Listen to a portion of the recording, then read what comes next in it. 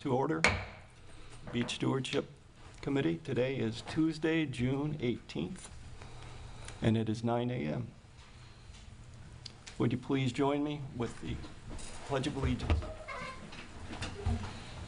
Pledge of Allegiance to the flag of the United States of America and to the republic for which it stands, one nation, under God, indivisible, with liberty and justice for all.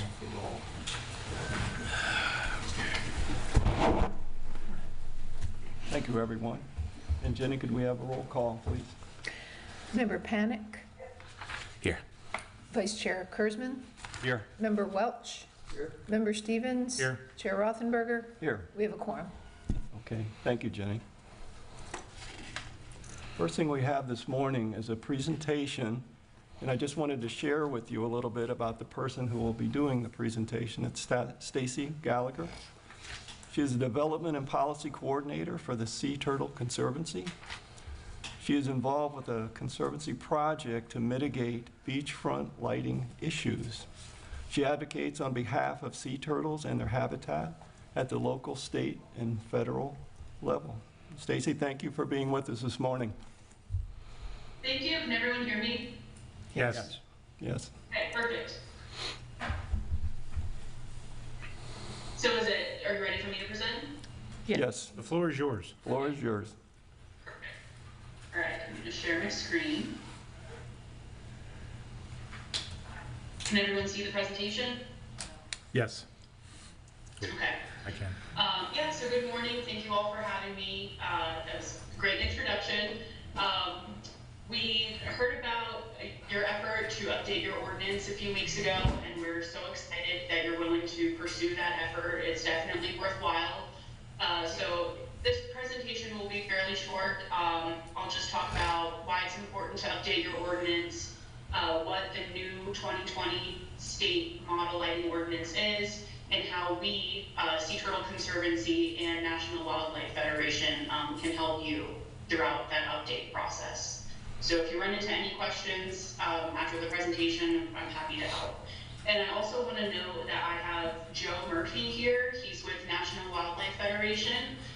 He just started 5 days ago, so he's fairly new, but he eventually will be, once the process begins, he'll be working with you guys to update your ordinance. So just a little bit of background about Sea Turtle Conservancy. We are the oldest sea turtle conservation group in the world. We're a nonprofit. We are based in Gainesville, Florida, and we were founded in 1959 by Dr. Archie Carr, who's pictured here, and he's considered the father of sea turtle research. He served as our scientific director for many years until 1987. And since our founding, our research and conservation initiatives have helped save the Caribbean green turtle, and we help to raise awareness and protection for sea turtles across the globe. We have a really big focus in Florida because 90% of all sea turtle nesting in the US occurs in Florida, but we also have programs in Costa Rica, Panama, Bermuda, and all throughout the Caribbean. And one of our major programs is working with coastal property owners to retrofit their lights to be wildlife friendly. And that effort started in 2010 after the Gulf of Mexico oil spill.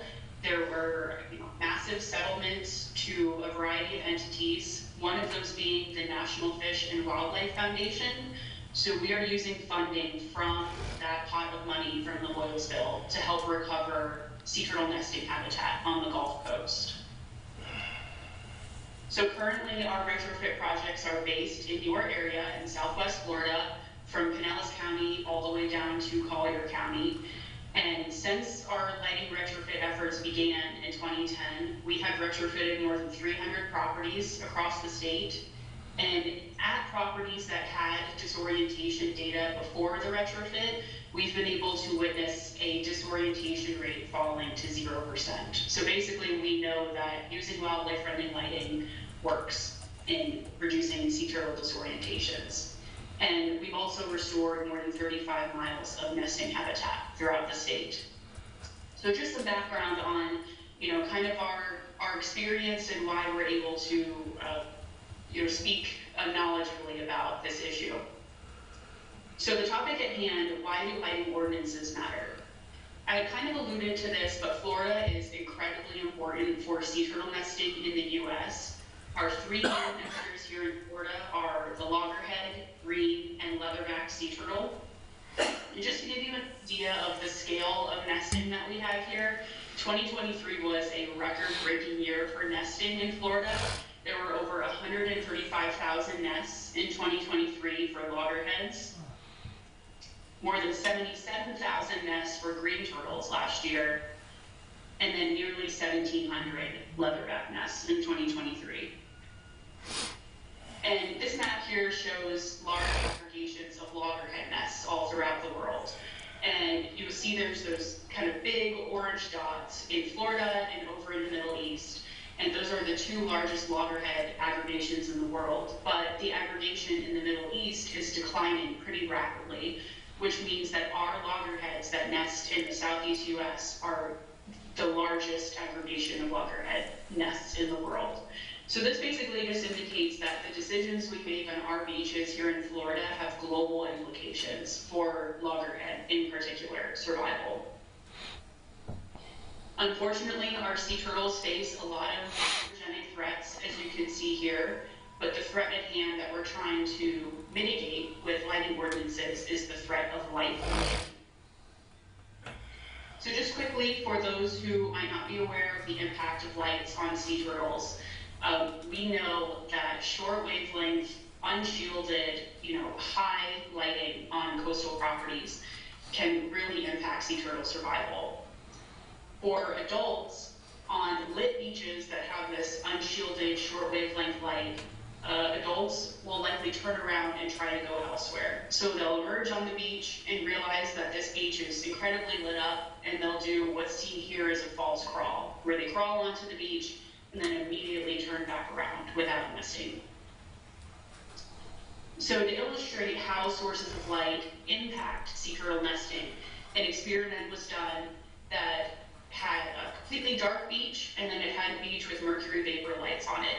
And basically what they found here is that you could see on the top in the black box, nesting occurred pretty much as normal. There were false crawls and nests occurring, but on the beach with the mercury vapor lights, as you can see in this red box, there was essentially no nesting and very little even false crawl activity. So what you can see here is that nesting activity significantly decreases on beaches that have a lot of lights on them. Unfortunately, adult turtles can also become disoriented by lights. Example, this is in the Florida Keys. A turtle was found on the road, could very easily have been hit by a car. And if that were to happen, particularly for adults, they have the ability to produce thousands of hatchlings in their lifetime. Luckily, this adult was able to be recovered, but it just really illustrates how adults can be impacted by artificial lights. Hatchlings can also suffer that same fate when trying to reach the water after emerging from their nests. So there are two main ways that hatchling orientation is impacted by problematic light on our beaches. The first is through misorientation, which you can see here in this picture. You can see those crawls from the nest that emerged. They're all crawling in the wrong direction toward one property. The water's there in the background. So this is a misorientation where they're all crawling in the same direction. It just happens to be the wrong direction. And then the other option is a disorientation, where turtles emerge from their nests on a lit beach and they're traveling in all kinds of different paths confused on the beach. And you can see here that these tracks don't really go one way.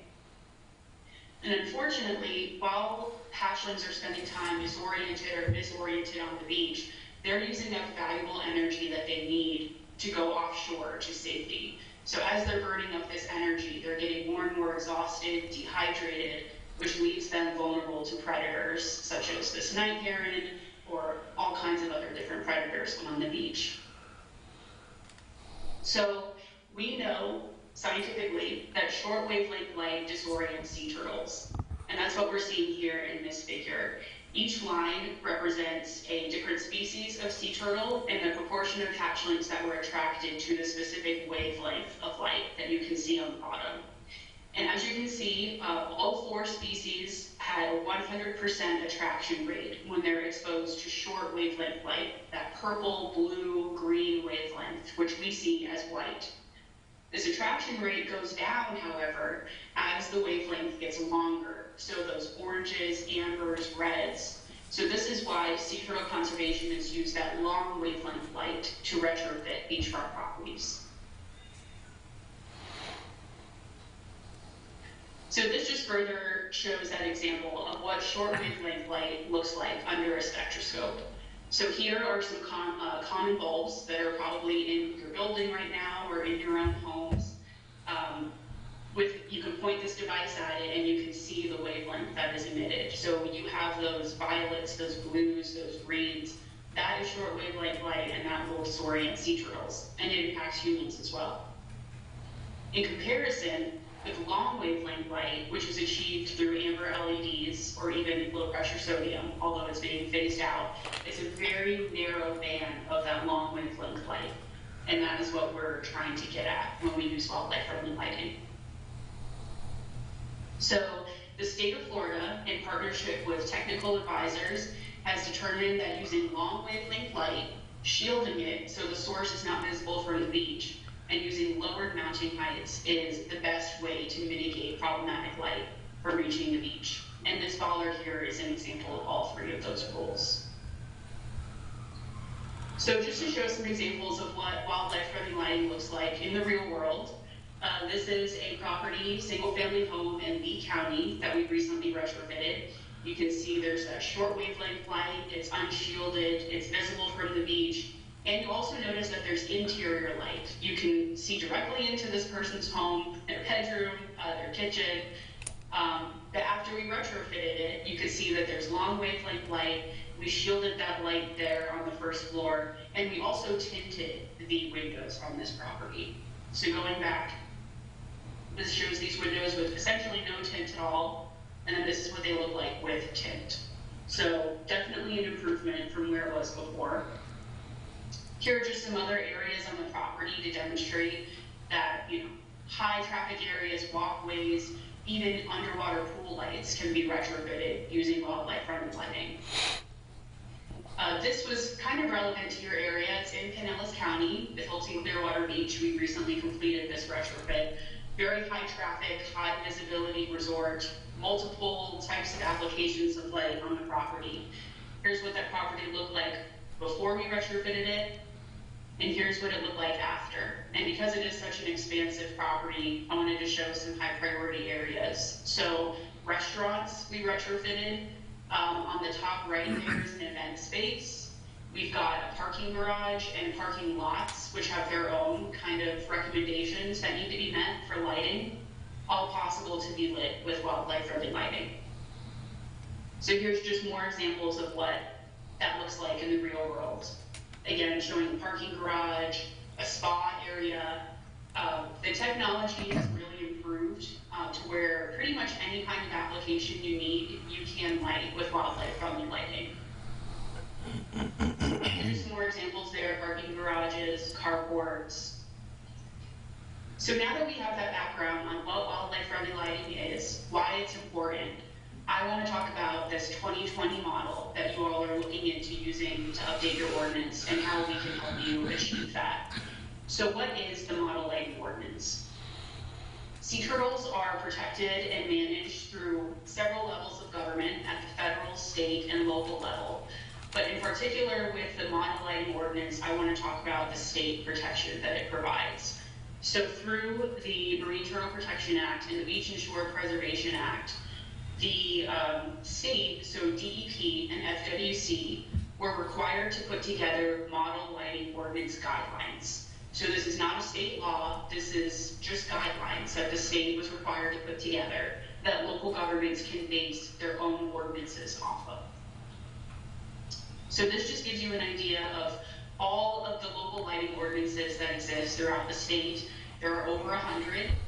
There have been many ordinances passed since the early 90s. So this just gives you an idea of the lay of the land of how many ordinances are out there in the state.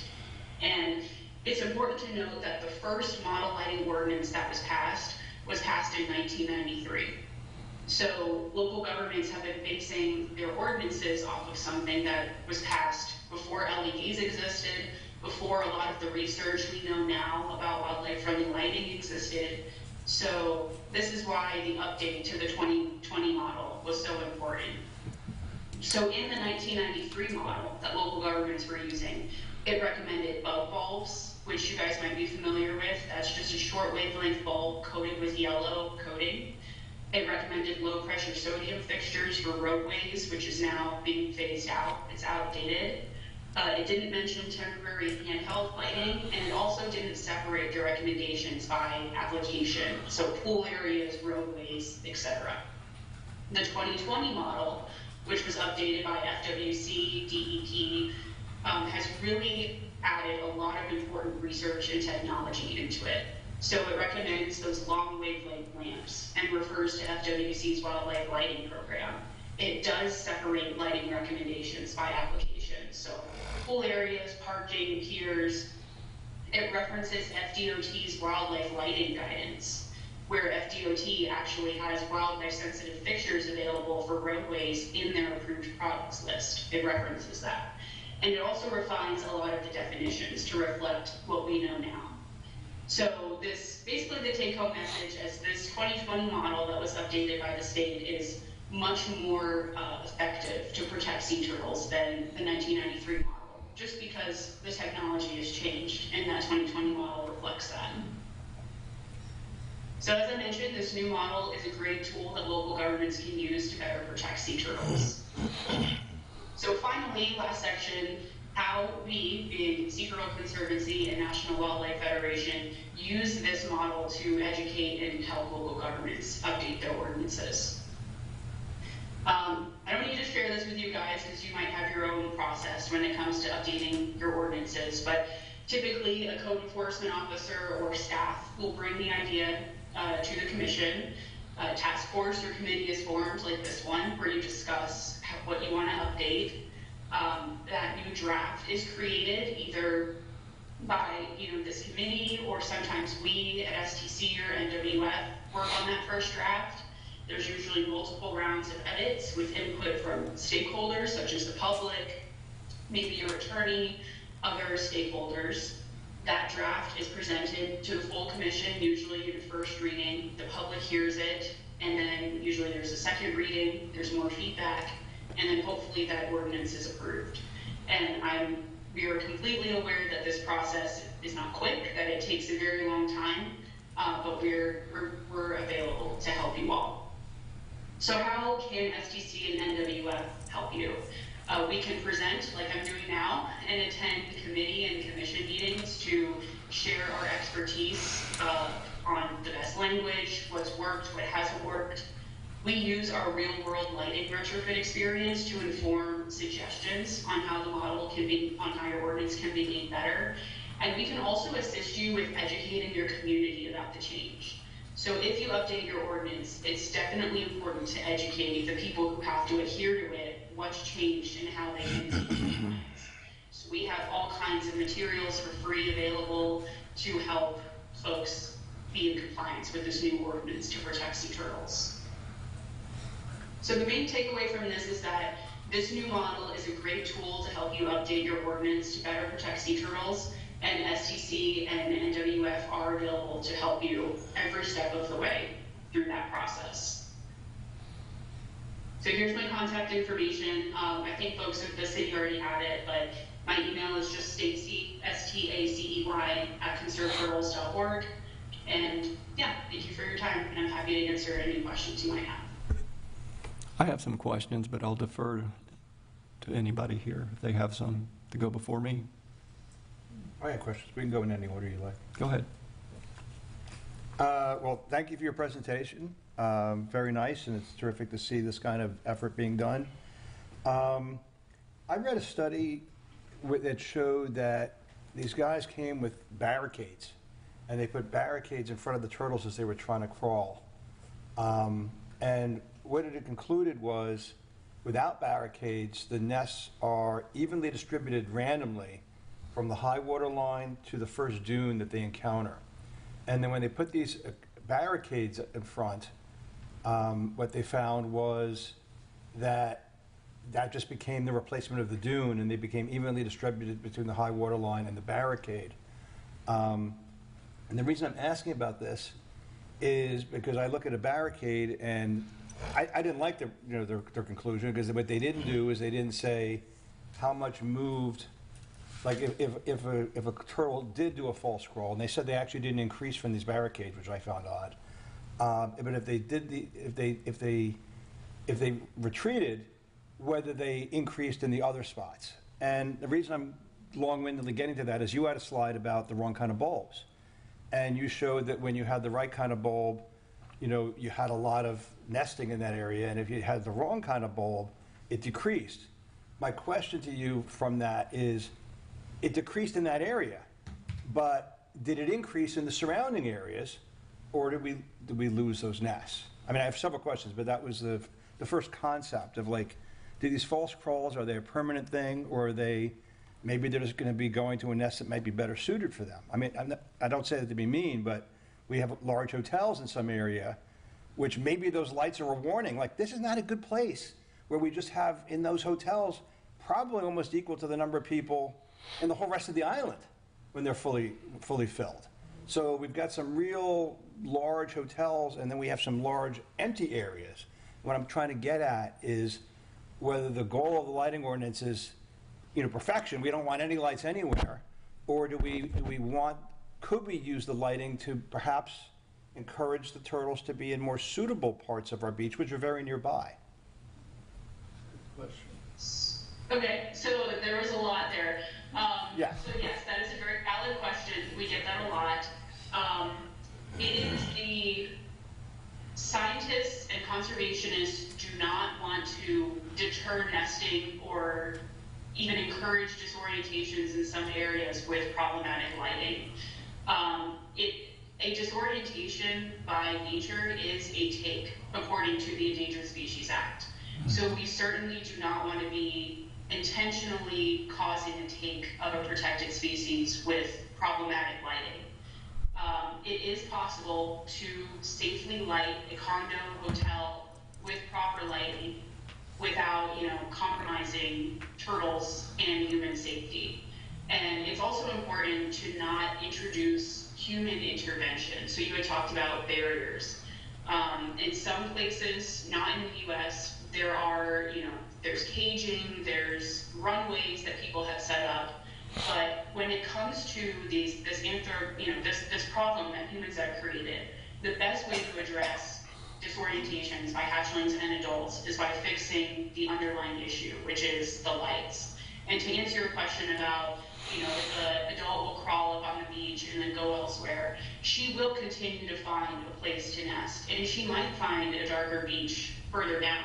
But as I mentioned with hatchlings, when they're expending that energy on the beach, the same thing is happening for adults. So it takes a lot of effort for them to pull themselves, hundreds of pounds of turtle on the sand.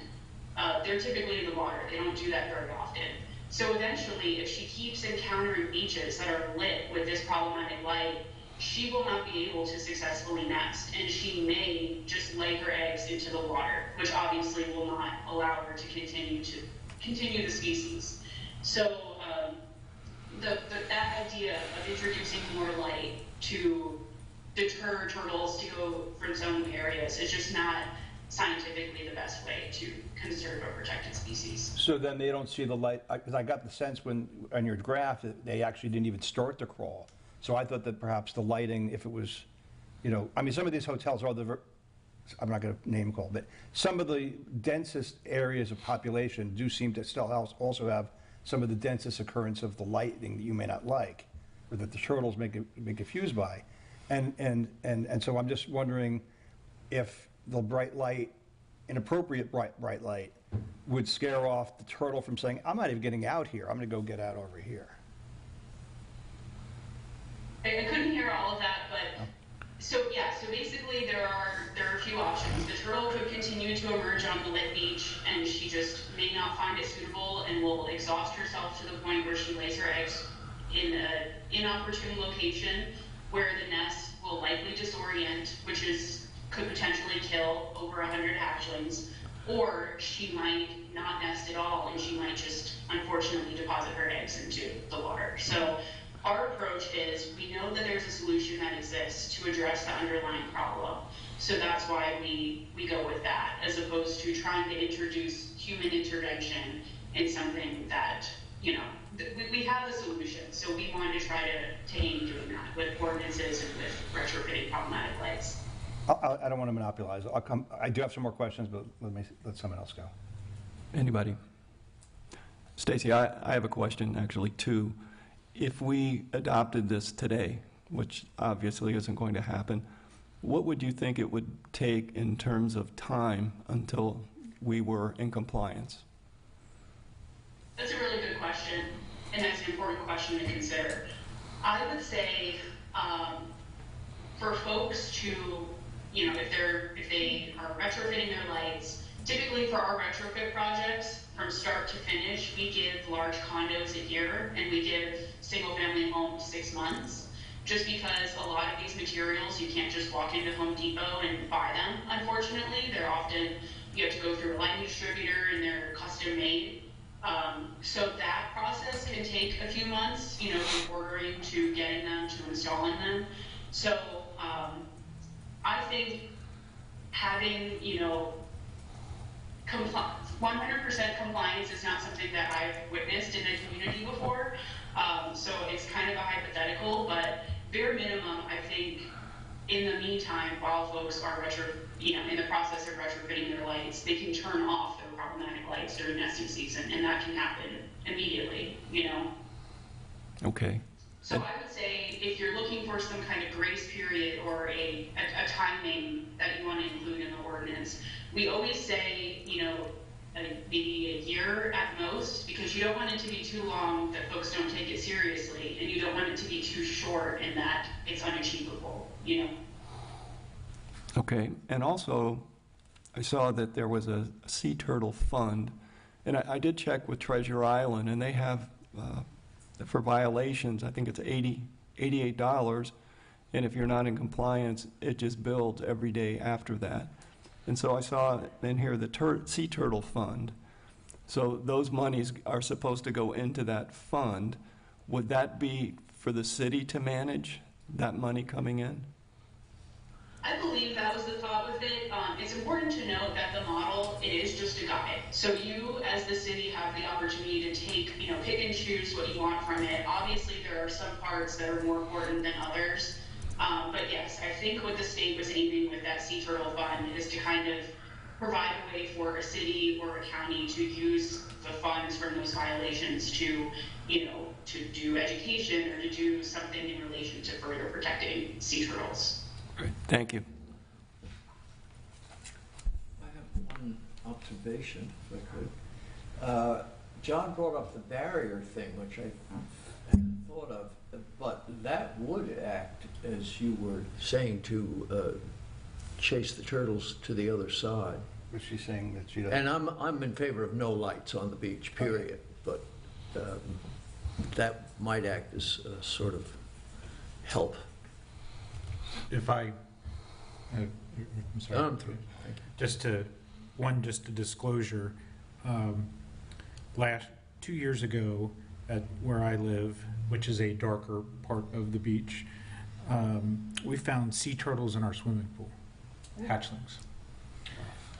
We didn't take that lightly, and we actually, through our property manager, found the Sea Turtle Conservancy and the grant program, and we're going through it right now, and we are 80% complete of putting lights up and becoming a turtle compliant building.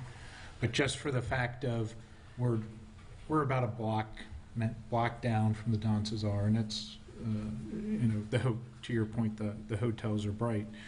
But even there, in the small lights that were on my building, brought in. I live on Block M, and if you go down there and see how deep Block M is, and how much energy they would have had to use to go from their nesting at the dune, the top of the dune, or at the beginning of the vegetation, all the way through to get to our swimming pool. So this happens, disorientation's happening. I also a proponent of this ordinance, and no lights on the beach, or doing it the right way. So it is happening. We're doing it. To your question about how long it took us, it took HOAs are HOAs. It took us a while to get through the process to agree to do it as an HOA as those things happen. But once we did, we went through their process. And the longest part for us, and we're a smaller condo, was ordering the actual material, which took 6 months. And it wasn't that it was custom made. It was, there's just a back order of this, and we're waiting for boats from China to come in and all of that. So it does take a while to get the materials. Now, once we had it, our property management had them up in 3 weeks. So it's just replacing one fixture with another. So it's not complicated electrical work. So I couldn't agree more with the program, the topic, and as you said, I'm in 100% agreement that this is something we need to address as a city for wildlife. Good, thanks, John. Good input. One more question. Well, actually, it's a few, though, but I'm just talking what he just said. Was the problem due to the fact that you were going off that name list of appliances that is in this model ordinance versus just going for regular devices that you believe met the criteria but weren't certified? In other words, is the reason there's a backlog because everybody's trying to get these certified devices? I don't know the answer to that, John. I'm giving you a real life experience of how long it takes to get these. So I'm not a supply chain expert, nor do I think we should try and pick out why that happened. It's just, as we address this, we need to give ample time for property owners to do the right thing before we start taking $88 or whatever we deem appropriate as a penalty. Yeah. We have to be mindful of that. It took a while. That's a very interesting point that John brings up. I didn't realize that it needs to be a certified, who's certifying it, first of all, and there's the ability, at least within the film business, to tune up any light any of the LLDs to exactly what you want. So there's got to be tons of stuff on the market that would satisfy the needs of the turtles.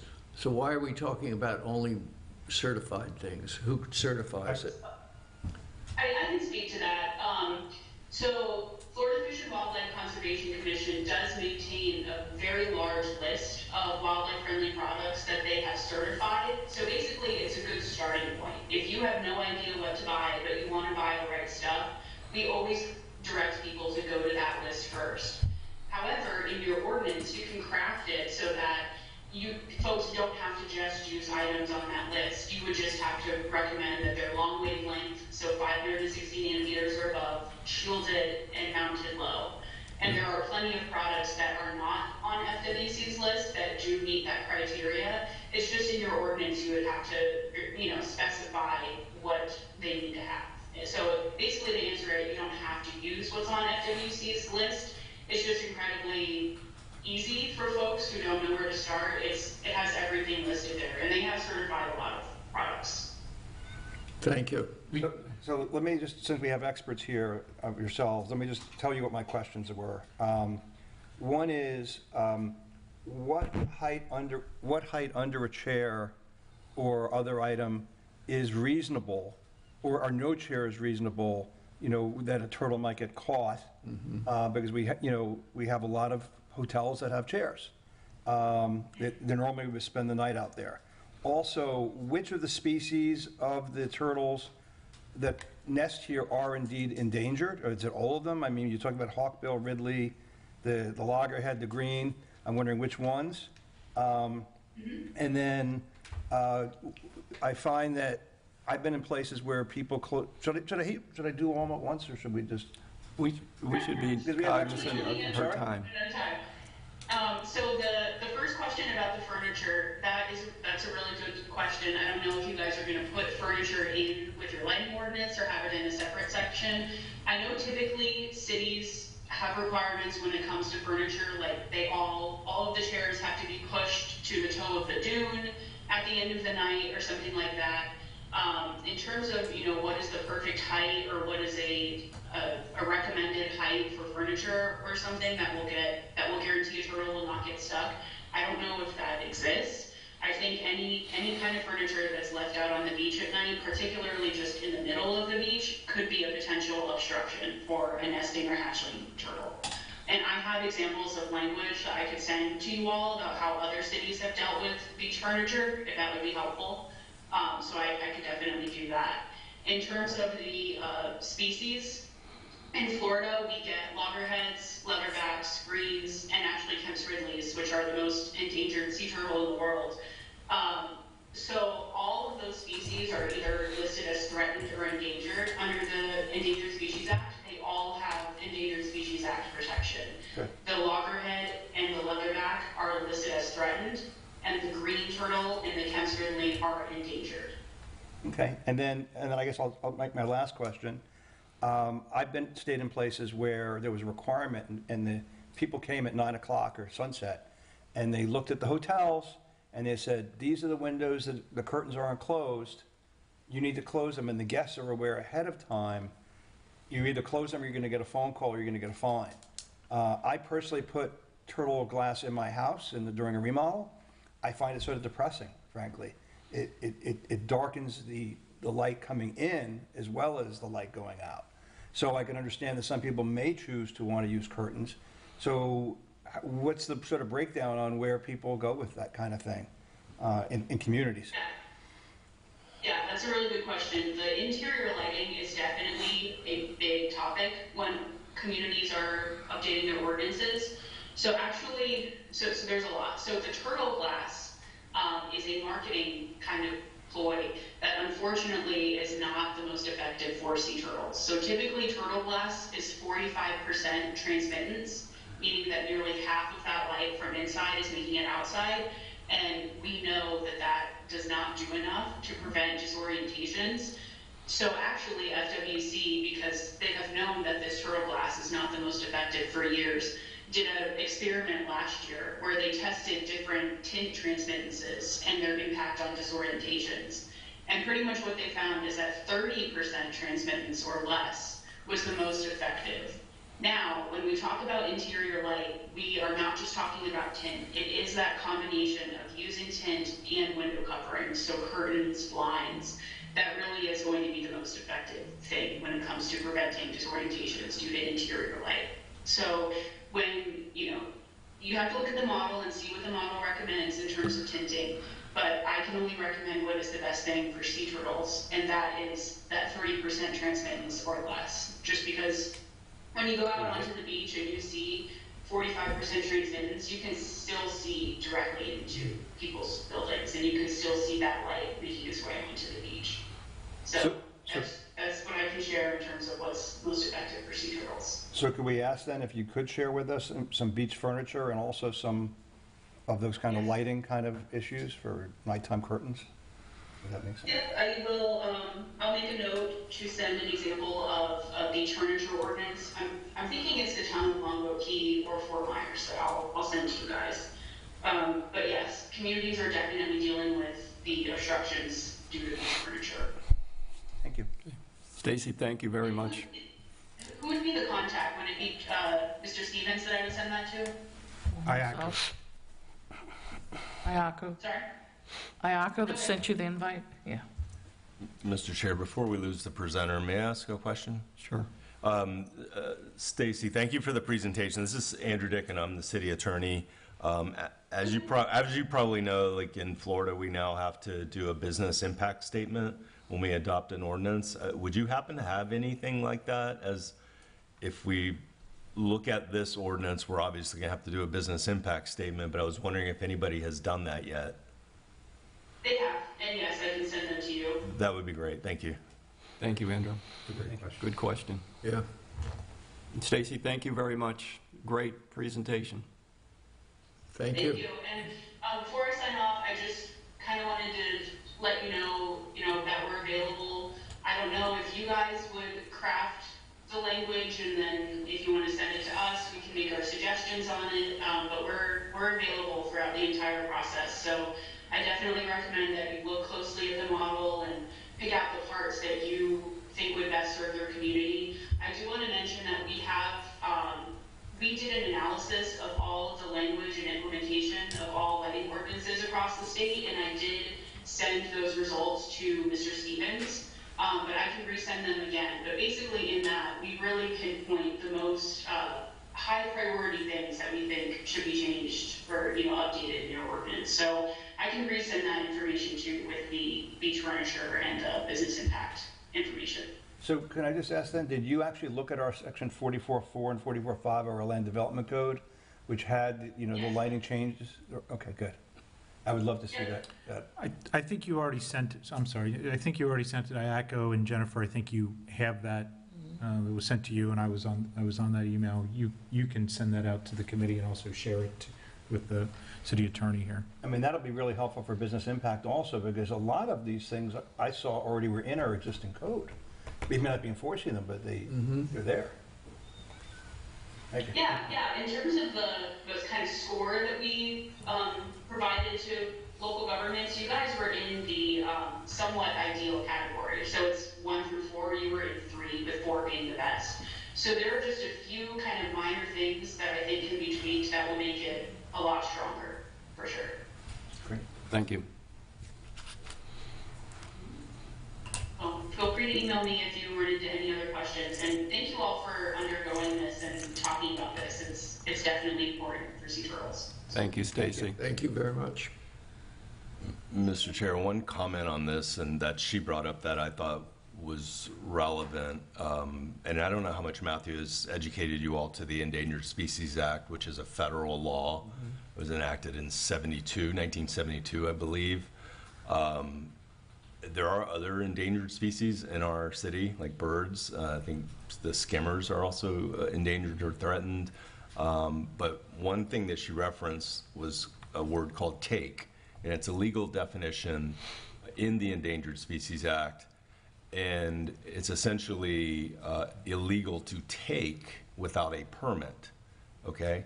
And even harassing in any way, they have a legal definition for harassment of endangered species, endangered or threatened species.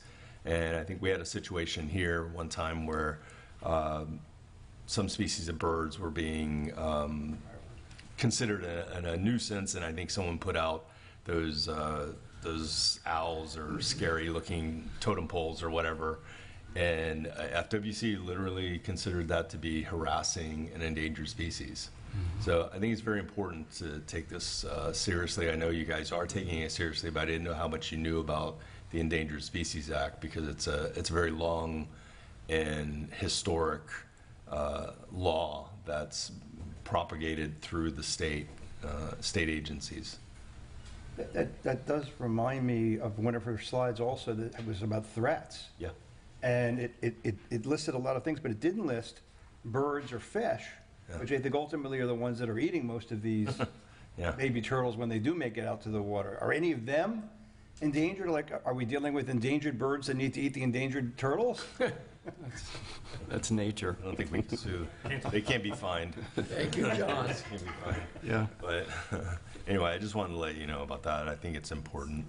And I think it's maybe a matter of time before they consider lighting to be harassment.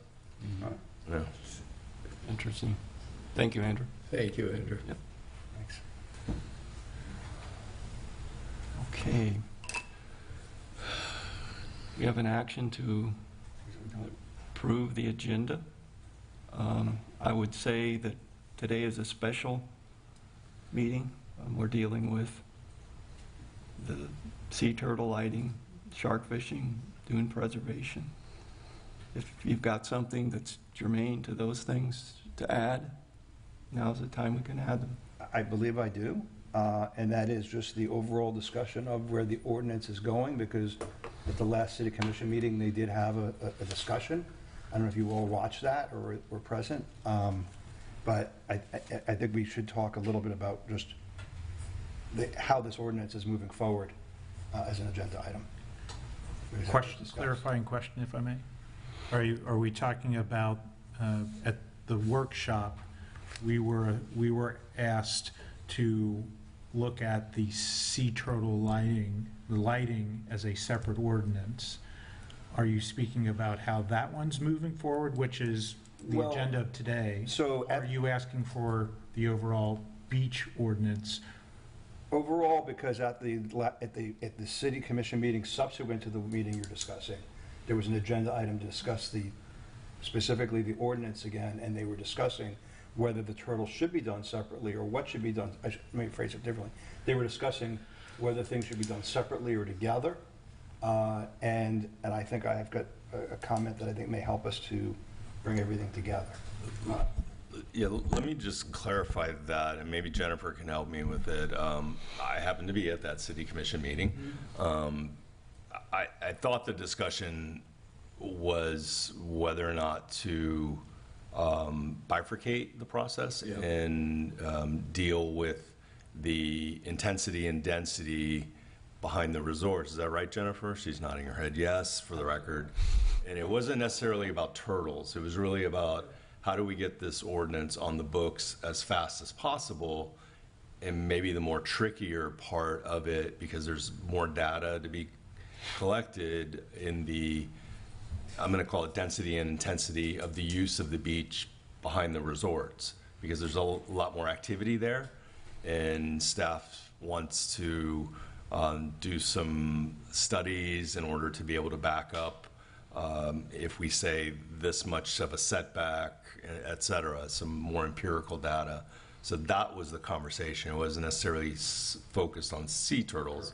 It was focused on maybe taking that last part of the beach ordinance and bifurcating it. Ultimately, and this was, the manager and I suggested this, that you can go forward on first reading and make changes to that ordinance. And if on first reading, it appears as though, even at second reading, if it appears as though that section of the beach ordinance, remember this is an omnibus, big, wieldy ordinance trying to get it all together, if it's considered to be that part of the ordinance isn't quite ready, then to break that off into a separate ordinance that would be enacted later, but go ahead and get the rest of the ordinance, which affects the public beaches and other areas, on the books before like things start getting really active here on the beach. The difficulty with it, obviously, and I mentioned the business impact statement, is that doing another ordinance would require doing an amended business impact statement. There's more notices, more hearings and things like that. So my discussion, you just covered a lot of it, but my discussion is also just about the status of the ordinance in general. Okay. I have a suggestion I'd like to discuss, and okay, I think that it's. But Jennifer, was that an accurate description? Yes. Okay, great. Okay. Yep, I agree to. Okay. Okay, then we'll need a motion. I have one potential add-on, Okay. which we can agree or disagree to. But as I'm the one that added dune preservation, but after that fact, and I didn't make it in time for the cutoff for publication. If you look at, we're doing a lot for sea turtles, and you brought up seabirds and other wildlife. Should we, if you look at the draft beach ordinance now, there's a section on the do's and don'ts of protecting turtles.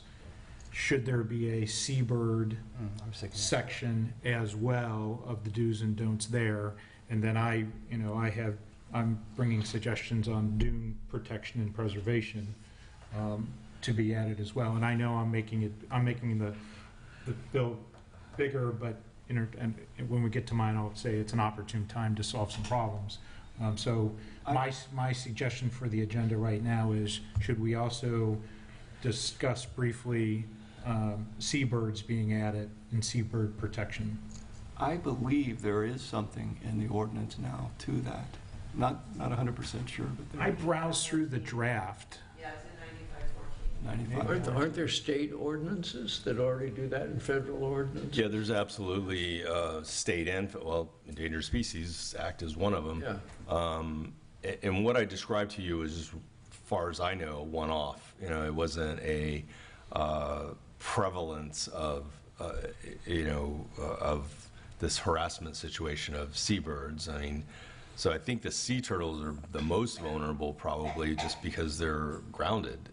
And they're so slow and they're so, unique in their as a species versus birds that would take off and fly away and go to another place.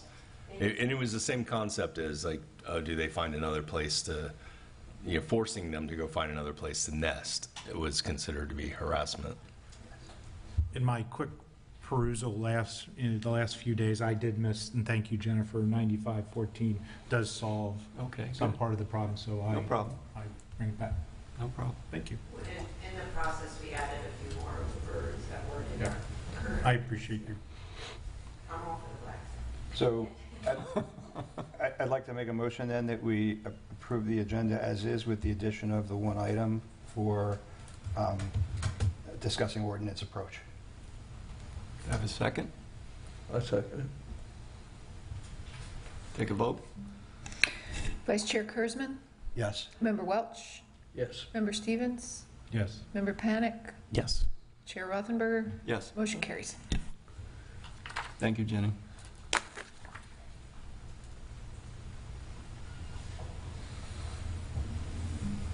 All right, before we will get into that, though, we'll have audience comments. I do have a comment from Cindy Perry.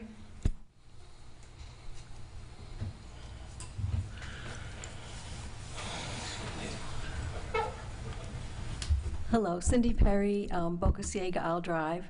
I now have two comments. One is regarding the black skimmers. The babies can't fly. They're camouflaged. They go down to the water's edge to cool off and get a drink. And there is a lot of harassment that goes on with those birds. So, just for the record, when we steward out there, we try to, alert people to their presence. But there are some issues.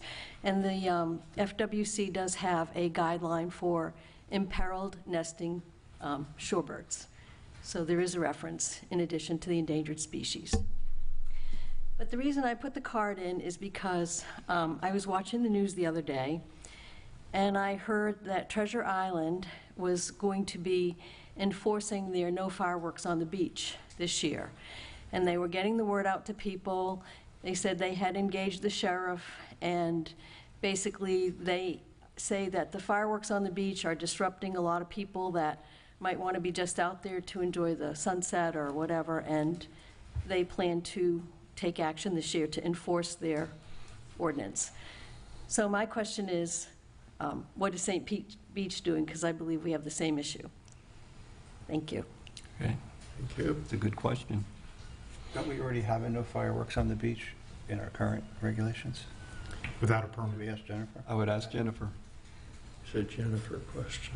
Yes, we don't, we have a no fireworks, and the last 2 years, we have specifically hired the sheriff to, it's difficult to enforce, you gotta watch them lighting it off. It's like lighting a cigarette or something, you have to see them do it. So we added officers on the beach just for that. It's been a little easier for us to do that with the fireworks being off the beach than in the past years where we had our own fireworks on the beach.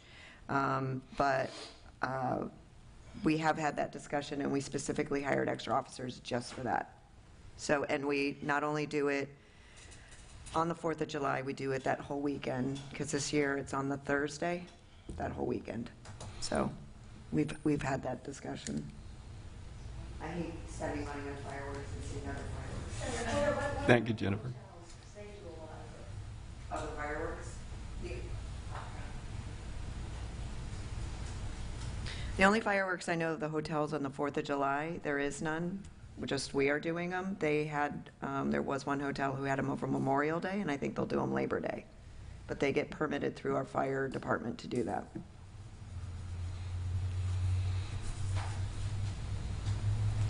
Okay. Any other speakers? Not general comment. General comment. Okay.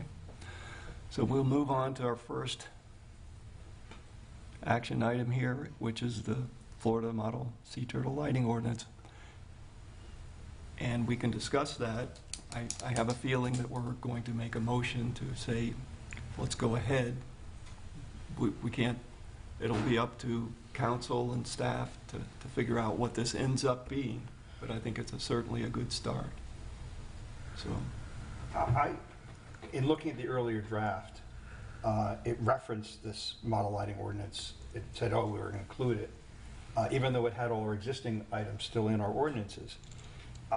I did not do the comparison, but one of the things I think is very important to do for the impact, and really to understand, because it looked, in some cases, it might even be weakening what we have, that what I would want to see is what are the changes between 44.4 and 44.5, which is our ordinances for current and existing lighting. So even if you had existing lighting in 2008, 2008 was the date where they said, okay, if you have existing lighting, you need to fix it. So between 2008 and today, everything should always be meeting either the existing ordinance of 44.5, I think it was, or the new ordinance of 44.4. I may have them switched. But so when we now have this model, we're not starting from scratch.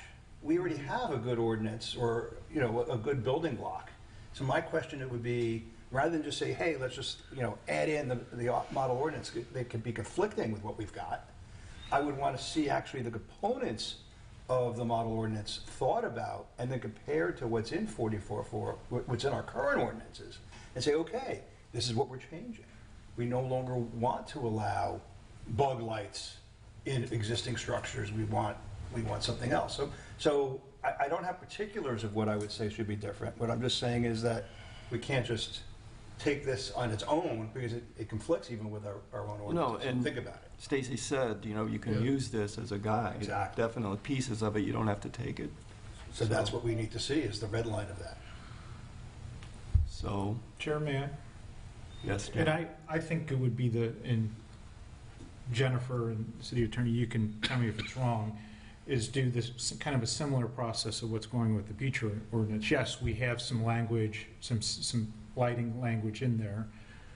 That would be pulled out of there and put into this new sea turtle lighting. And I would assume a part of that process, you would look at the existing language, this model language from the state, blend it, and then come out with a recommendation that could be consumed by the public for comment, and then through that process slide that Stacy put up, or I would yield to the city attorney, what's our process of how would we do this?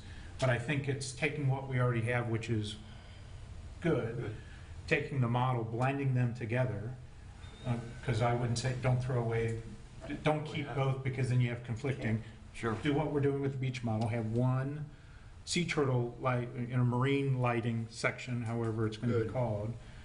We're not missing anything, and we don't have any duplicates, and that would be a part of the process. And I think, to your point, I think that's what you're suggesting. Yeah, I'm saying I can't really even judge any individual things until I see what that comparison is. And I think it should be lighting, period. Sea turtle is cutting out a lot of other things. Yeah, I caught myself and said marine. Yeah, I like marine lighting, or just environmentally sensible lighting, period. Well, we already have a For chapter. beach. I'm sorry, go ahead. Yeah. For beach. Every time we add a new creature on, we're causing a new wrinkle. We already have Division 44, which is the marine turtle protection of our land development code. We also have Division 25, which is coastal protection and conservation.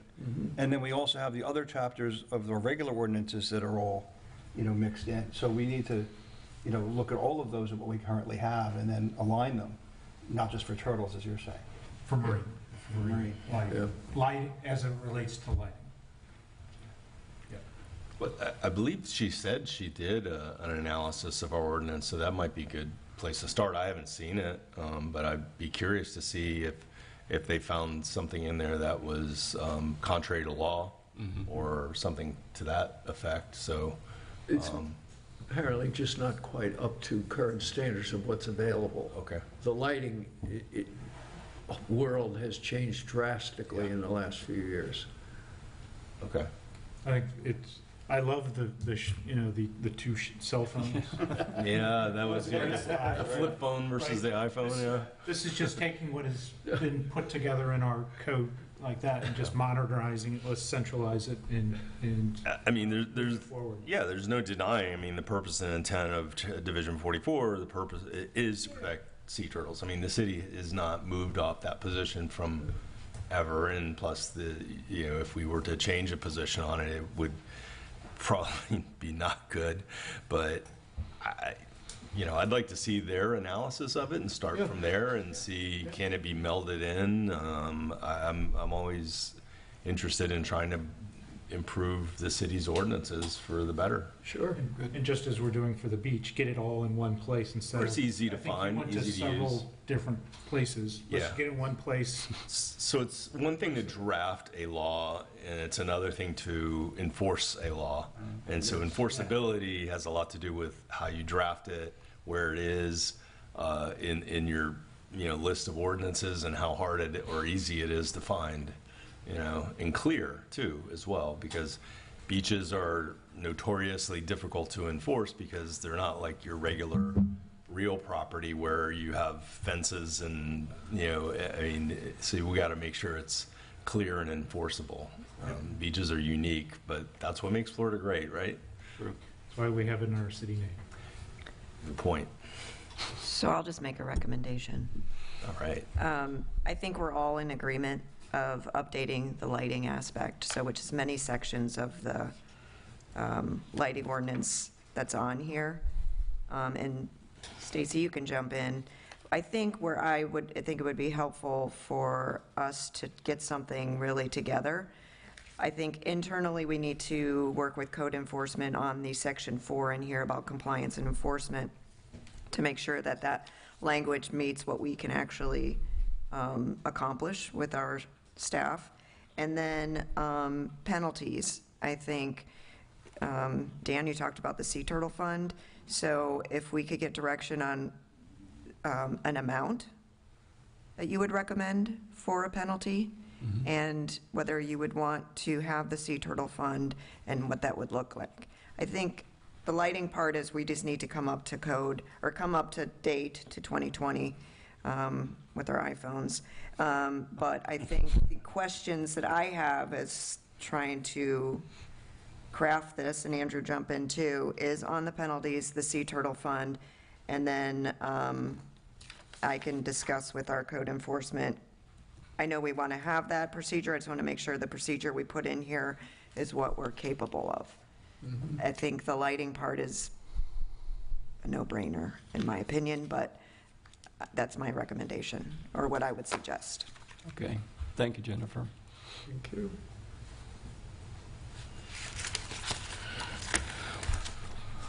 With regard to fines, I happened to be meandering through the state law recently, and I saw that there's some, very strict guidelines that are already set. If it's a misdemeanor of a certain class, it's $5,000. If it's a misdemeanor of another class, the maximum you can charge is $500. It's prescribed. The question would be what type of penalties these would be. Right. Yep.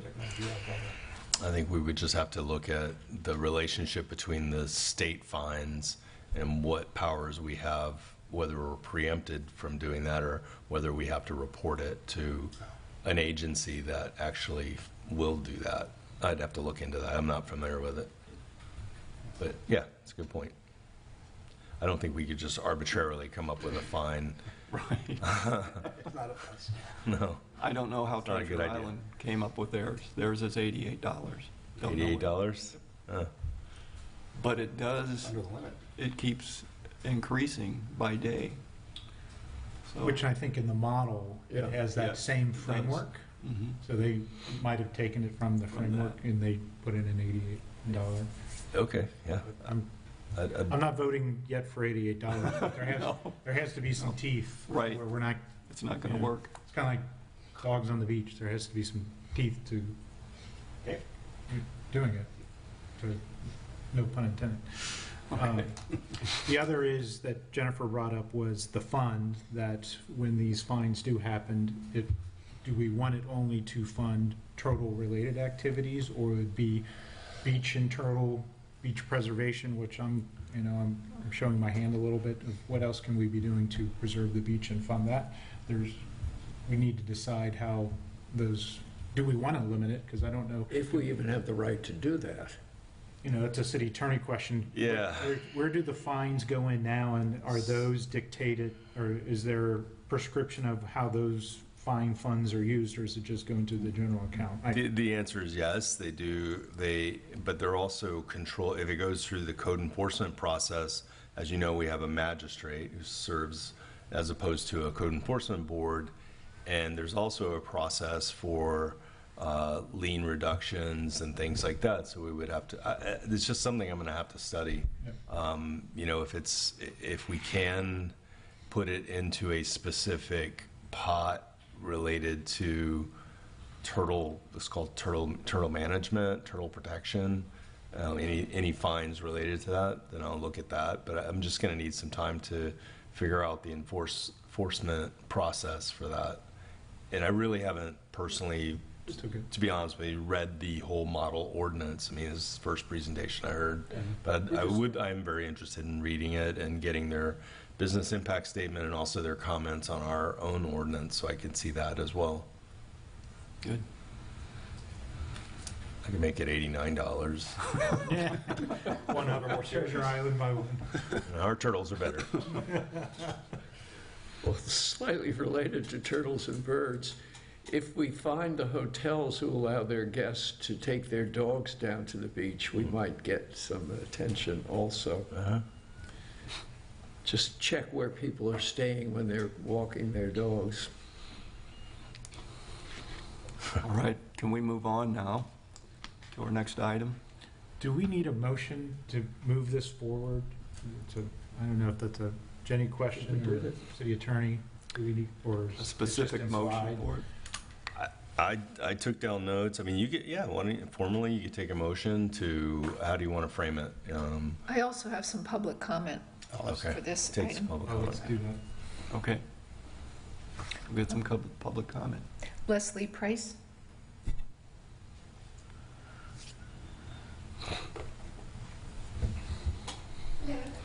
Oh, Good morning. Good morning, I'm Leslie Price, Sunset Way. I wanted to emphasize, and I'm hearing some kind of allusions to that, is that the lighting is such a bigger issue than just one species.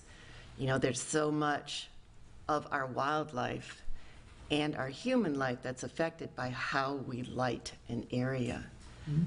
And you talked about with like the cell phones, the difference between, you know, the old flip phone, which didn't even have a flashlight really. And then today's where you come out and you see those brilliant flashlights on all the cell phones up and down the beach. You know, I'm not sure how we can address that, but we can address the ones that we have actually mounted on buildings, you know, how high they are and such. But again, it's all the wildlife. Nocturnal animals aren't really getting a night cycle because it is so heavily lit. Diurnal animals are being active way beyond when they normally do, so they are not getting a good night's sleep, and we all know what it's like not to get a good night's sleep. You know, so it's just, to me, a much bigger picture. There's a lot of emphasis right now on dark skies as a draw for tourism, as well as just the whole general eco-friendly nature of an area at a hotel. It's one of the advertising, I won't say gimmick, but means that they used to, you should come here and stay with us because we do all these things to try and improve your experience and a more natural experience to the area that you're visiting. So I think that's, to me, the bigger is to keep it not just individual lights, but the overall illumination of an area and the gradient of it. As in, when you come out of a theater and you've been there all afternoon, you come out and suddenly it's brilliant. You know, that gradient, the way you change from a dark to light and bright to dark does matter in overall safety and your ability just to maneuver night-flying birds, migrating birds. Really huge not to have these super bright lights that they basically fly past or into because they are just burned by the amount of illumination. So just big picture lighting, not just individual animals, or just individual lights themselves, the fixtures, big picture of light. Thank you. All right, thank you, Leslie. Thank you. That was all for that item. That's all. So, we need to craft a motion for what we just talked about. Something very clear and concise. Would this be a motion of just what we want to feedback up to the city commission as a result of our meeting today? That's what we're I think so.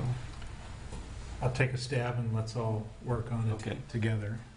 You know, I'll make a motion that we move forward with the model lighting code from the 2020 model lighting code from the state of Florida.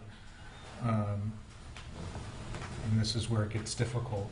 Or we can just keep it as simple as that, where then, you know, the process would be, you know, taking the, I don't know if the motion needs to get into the process of it versus we just say, we believe we should move forward with the model. Well, Move not forward.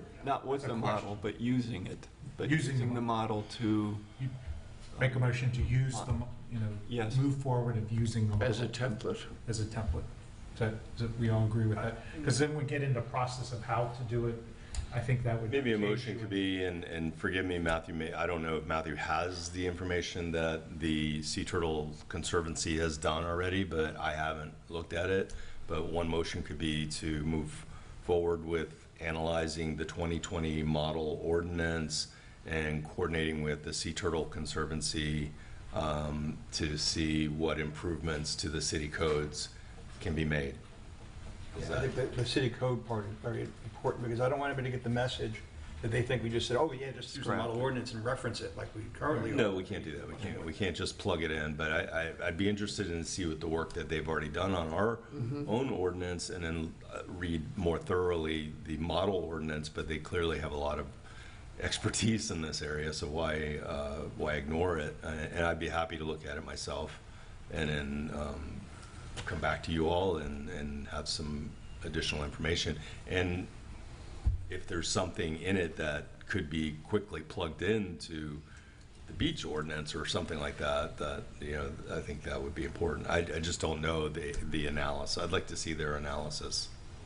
And that's how I would think we could rephrase this, is that we want to see how our current ordinances would be modified to include the recommended components from the model ordinance.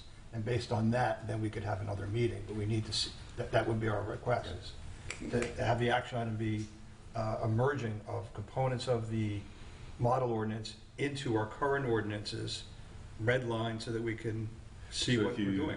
If you put this on your agenda for next month, right? You meet monthly, so I could, if somebody has that information, they want to forward it to me, I can make sure that it's part of our, in our system, tracking system of the various legal services that we have doing, and have some kind of analysis ready and proposal maybe on how to legally implement some or all of it. Can't we just say we're going to update our ordinance in keeping with current knowledge? Yeah, you could do that too. And this Yeah, seems to that- be current knowledge. Yes. Yeah. Which is the current knowledge.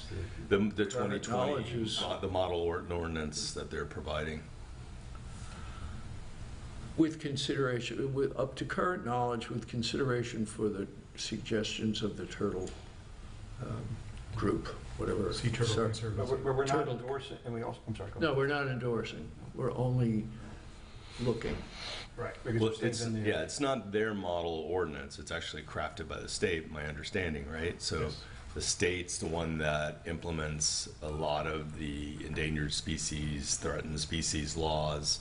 And, you know, so they've come up with this, you know, so I think I can easily come back in a month with some better direction and analysis of, you know, how good or bad our current ordinance is or how up to date it is. And I think the point is just to update it with more accurate, you know, Yeah. And new lighting's changing all the time. Latest available. Yeah, latest available, best practices. Yeah, best practices, science, all the things that, I think your language is pretty simple and straightforward. You want to try Yeah, that that again? was a good one. I propose that we move this ordinance forward to bring it up to date in its lighting recommendations. For turtles and other species? I don't think we even need that, but you can put that in. Because it's for people too. We're a species. And lighting is, lighting has to be studied for the full effect. You know, that's what we're doing. But if we just say, I propose that we bring our lighting ordinances up to the level of the latest scientific knowledge. Or you could say cinematography, because they actually know more.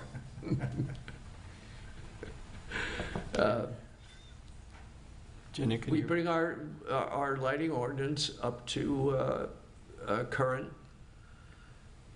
level of, oh God, I'm kidding. I said You it said once. Didn't knowledge. anybody remember that? Yeah, I think your motion was to look for any and all improvements to bring our current codes up to current standards with best practices. Yes, and best the city practices. attorney to bring back suggestions and information at the next meeting. How's that for a motion? It's too many words, but I like it. it'll That's do. why you're the attorney. You want a That's second? why you're an attorney. Somebody want to second his motion? I'll make that motion. Okay. I'll second it. Jenny, you need help? You good? Oh, I got it. You're good? Okay, good. Thanks, Jenny. It was seconded. Do we need to vote? We do. Member Welch?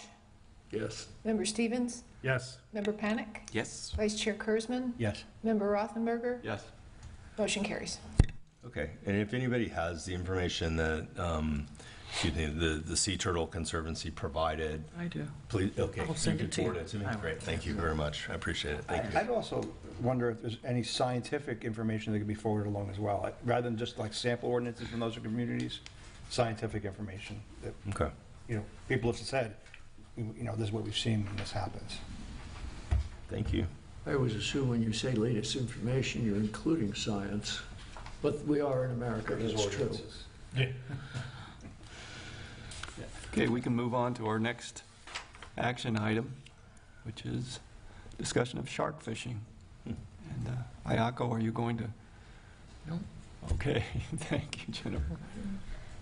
Sorry, I kind of was pushing this one. I don't know if you are aware, but I do get text, I get pictures of a commercial operation that is doing shark fishing on our beaches at sunset.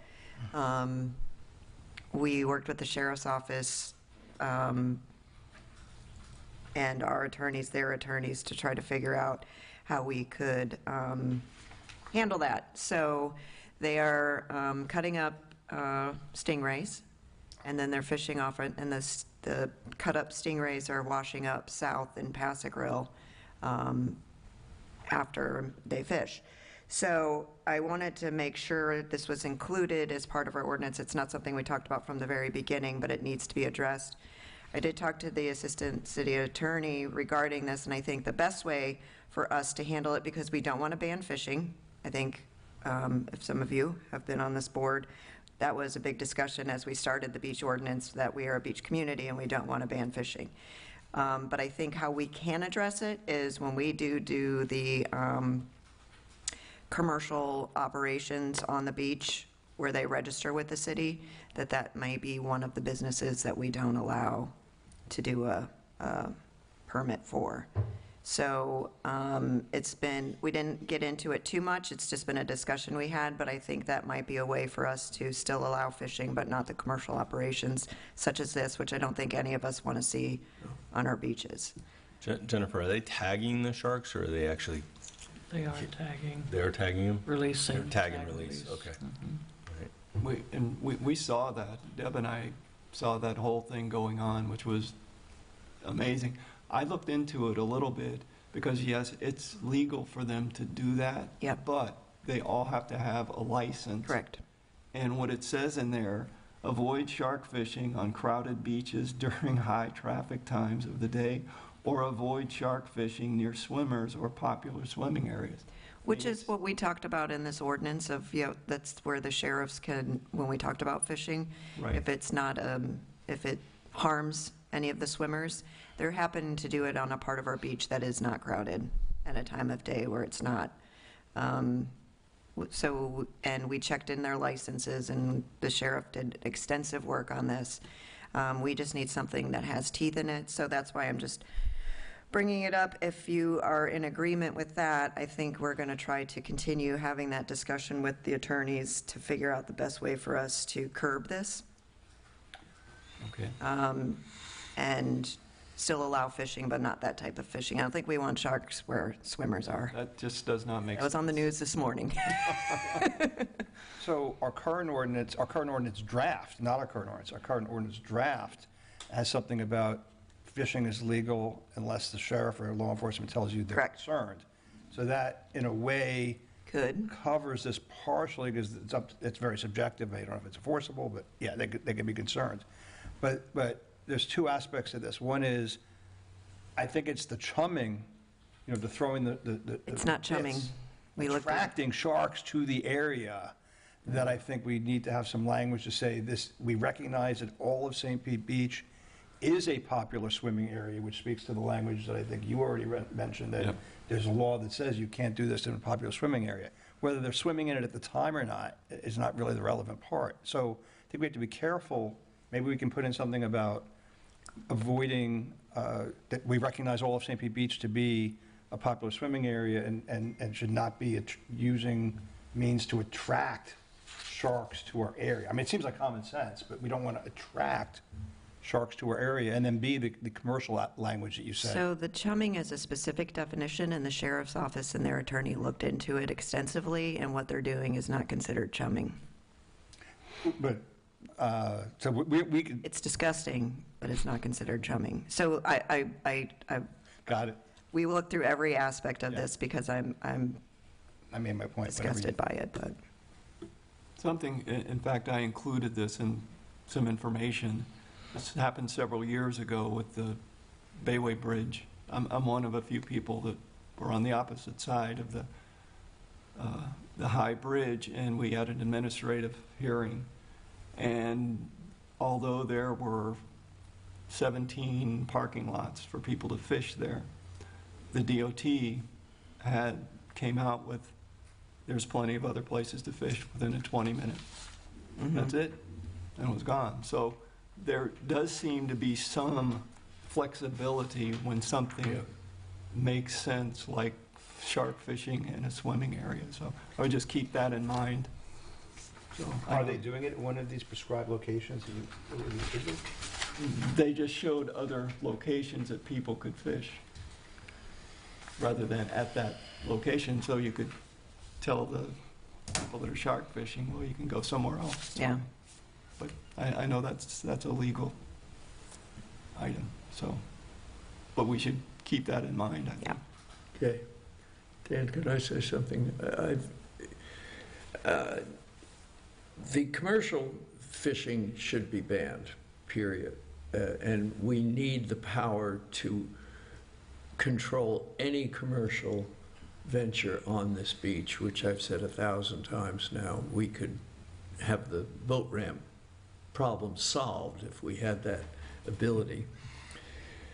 The second thing is, one of the kids from our neighborhood, I live in Don Cesar Place, he's between the public beach in Passagrille and where I live, was fishing the other night. Shark fishing takes place at dusk. And they're fishing for bull sharks. The bull sharks are in our beach and in the canals and have been, but they're 10 times more than there used to be because they shut down a long lining thing that was being done offshore. So we have many, many more bull sharks. Everybody should know that. If you swim at dusk, be careful. The bull sharks will come right into 3 or 4 feet of water, and I was cut off once by one of them in the Bahamas. I don't have a whole lot of problem with him fishing. He's fishing alone. He knows what he's doing. He's a resident. I do have a big problem with the commercial Commercial. shark fishing. And that's where I think not a we good can thing. tackle And this. that's just people looking for a picture with a big shark. Right. Well, and if he Yeah, is this- shark fishing, he needs to have a shark fishing license. Everyone Yeah. does. And the neighborhood kid lets him go, and by the way, he caught an 8-footer a couple of weeks ago, so beware. Can you imagine what would happen to the hotel community here if someone gets bit by a shark? Well, how about if we let them know we're catching 8-foot sharks right offshore? Well, so, I'm pretty sure the sharks are there. they're there. Oh, They're all up and down always been here. Florida's coast. Sure. They are. They've always been there. Yeah. But should we have something in the ordinance that says, in recognition of it being a swimming beach, nothing should be done to attract more sharks to the area, or is that overstepping? I think that would be hard to enforce. I mean, Well, throwing bloody pieces of, We could let them long line again. Yeah, I think it's, as long as you guys are for us moving forward with crafting the best language to do it, that's what direction I need for it. I just wanted to make sure it was a discussion, because it wasn't when we first started talking about the beach ordinance. It's been since the last 6 months that I feel we really need to push it. So I guess if you guys want to take a vote, if you want to give our attorneys and myself to work on that, we can include it in the beach ordinance. Okay. So, somebody come up with a nice, concise, Jennifer, Motion. does this do it? I make a motion that the city, is this what you're looking for? I make a motion that the staff looks at ways of banning commercial shark fishing on our beach. Yeah, the best legal way and enforceable way. I would add to that, well, am I allowed to add to it?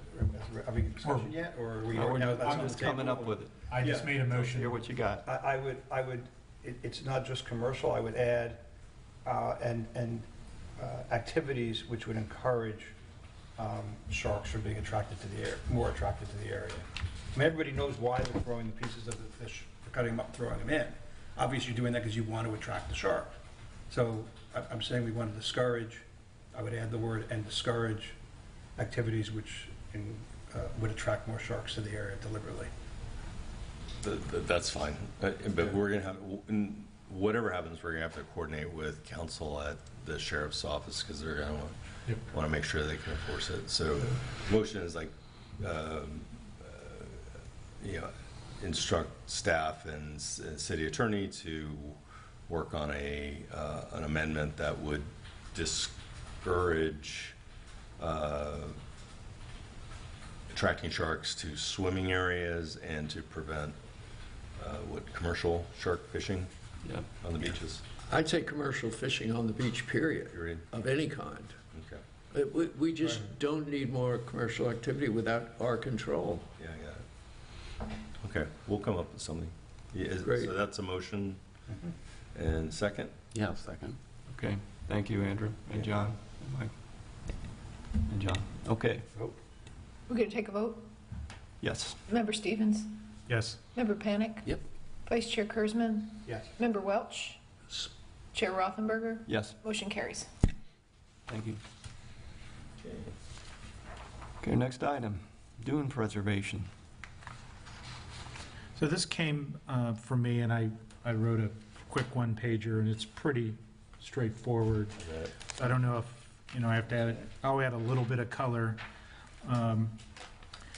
One is, there's been many conversations about seawalls and floodings and, those types of things, but if you really think about it, that what keeps the water off the island to the west are dunes.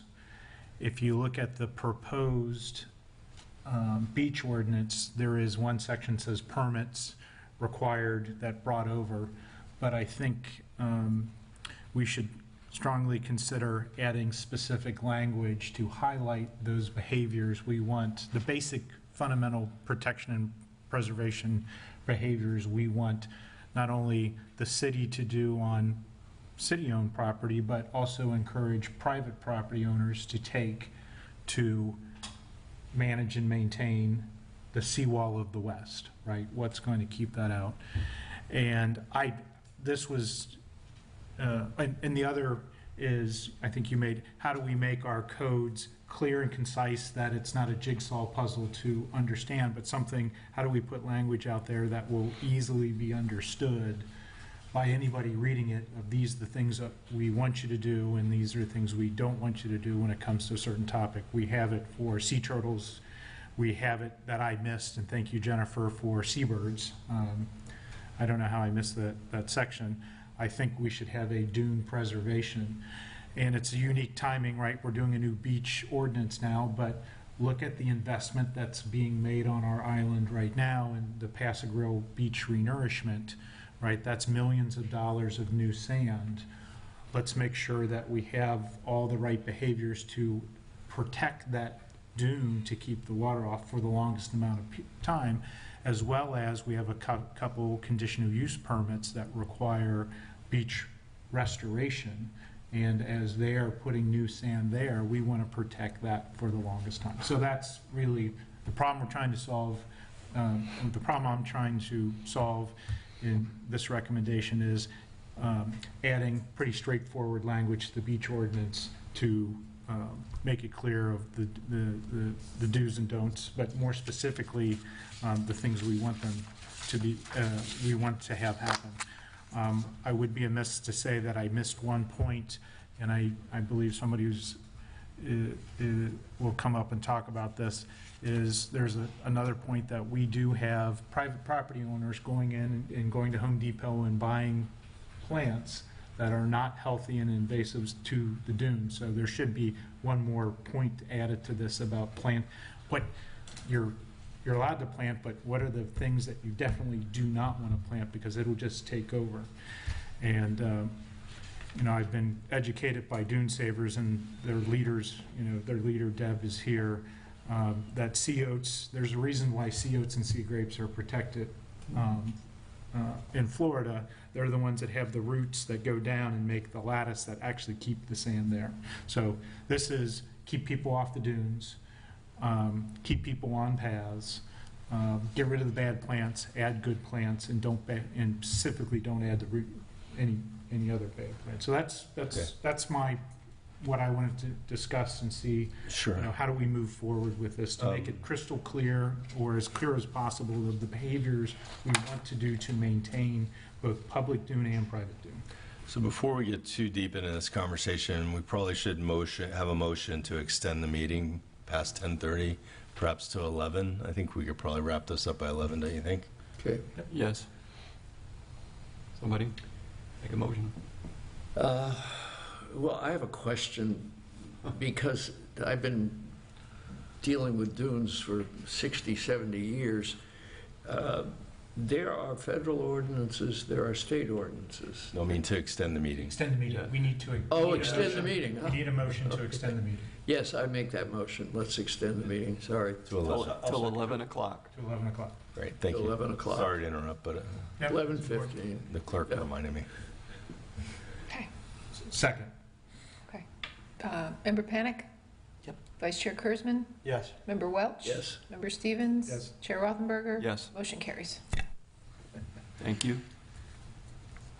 Now, what were you saying? All right, aren't there federal, Council, aren't there federal and state laws that Yes. dictate Sea dune oats and- behavior? Yeah, sea oats and sea grapes are protected species, if I recall. In the dunes systems, there's several layers of protection on them, but that doesn't stop the bad behavior. So I think, you know, our comp plan talks about dune systems, our code talks about dune systems. You shouldn't be planting, you shouldn't be destroying the native plants that protect the dunes. Exactly. You know, anything we do in the dunes, we have to get state approval for, like, for example, a path through the dunes. So, yeah. But things like hiking, and obviously you can't walk your dog there, but kids play in the dunes. And Yeah, kids will do a lot of things. They're not supposed to. I know they're not supposed to, but So what about those rules? Those rules exist, don't they? Or Yeah. John, what would you add to the, besides, I don't know if you Not saw messing with the my plants. memo in the packet. Yep. yeah, That kind of lay these out pretty, it's, make it clear, stay on the path. yeah, You know, not a day goes by that I walk on the beach that I don't see new footprints or like that of people going up. I talked to our CCCL representative and asked what is best practice of getting people out. And he says, yep, you can put up signs, but signs do not change behavior. One thing that, and I'm going to quote her, that is great at keeping people off is a rope, Yeah. pole and rope fence. Yeah. absolutely. And then she sent me the guidelines, which I did include in the packet. Yeah. Right there. So putting up a rope and post fence stops behavior because you literally have to go. It's a barrier. Thank It's a you. barrier. Yeah. Thank you. And I've been if- saying that for 2 years, And- instead of putting up a chain fence. And it's turtle friendly and it's high. And Of course. we've had them, if you go up to Upland Beach and you go down Paradise Row and you go out and you look to the right in there is an old rope and post and rope fence. So we're not doing anything new. We do that. Beach paths and beach path walkovers. You know, I had this conversation with Erin from the Florida Department of Environmental Protection, and she's, you know, over time, you see it in hiking paths. What happens? It starts digging into there and creating these gullies that when the water comes. I totally disagree with that. And I, Let me, if you don't mind, I'm just repeating, yes, right? We have a dune, the dune's like that. If you have a hole in the dune, the water's going to come up. The recommended Florida Department of Environmental Protection is to have elevated walkways and walkovers on the dunes. I'm just Right. reporting back that is what the state of Florida recommends for property owners and for public thing. So you may not like it, but that is the recommendation for the Florida Department of Environmental Protection. I can give you Erin's phone number if you'd like to talk to her. anytime. But that's the stated one, and included in the packet was their recommendation on how to do that. As well as, and Dune Savers is represented here, is you get rid of the bad plants, the stuff that's getting rid of, that overgrows the good plant material. And when you get rid of the bad stuff, you put in more good stuff, right? So that's the problem I'm trying to solve. Okay, and part of that problem is the Florida Department of Environmental, whatever it is, has never been very great. And the idea of putting great big boardwalks across dunes has failed every place I've ever seen it, and every sand trail, and ours is a perfect example in Don's is our place on the south side of the Don, has not changed except the dunes have grown in 25 years. Sand, you don't, unless you have a mob constantly of people coming over a dune, a sand trail is much more environmentally sound than a big boardwalk, and I can show you evidence of that all over the country. A dune in its natural state is the best thing that we can have as protection. Couldn't agree to- more, but people so walking to over, just- it doesn't make it natural. It's the. Yes, but I'm we sorry, don't I have, we interrupted don't you, sir. have that problem. We can create that problem and put in a boardwalk, which would be a horror. It's not in keeping with the dune at all. So, you know, do some real studying on this, and I'm sorry, I don't mean to lecture, but I've been around this thing too long. There's so much bad information, and especially from the National Park Service and from a whole lot of other people who think they know what they're doing, and yet put roads up and down beaches and close off natural walkways and put great big ugly things in that don't fit the dunes. So, yes, we can go two ways, a real way or a state way. What I think about this is that I don't know what all the state laws are, and I guess it's not our philosophy, or any city's philosophy, to say, you know, murder's illegal in our city, because we know there's laws against murder. So there's already laws for sea oats and these other things. So therefore, I presume we don't need to put them in our ordinances. The question is, what's not in our ordinances, or the state's ordinances, or the federal ordinances that are missing? If there's some way to identify what those things are and call them out, I think that would be very helpful. And the next piece sort of relates to my next topic, but I can cover it here, or I can cover this part here. And that is that if you look in our proposal, for instance, we're striking out of section 25, permit required for dunes. Presumably because it's going to go into section 95. So section 25 is coastal protection. My question is, should you really be deleting things that still are about coastal protection? And it's the same for sleeping, and there's a whole bunch of ordinances like this, but I'll focus on dunes. So it's being deleted from 25 and being put into 95. I think that maybe cross-referencing would be more helpful to people, so that when they're looking at coastal protection, they'll continue to see it and not think we've removed our permitting requirement.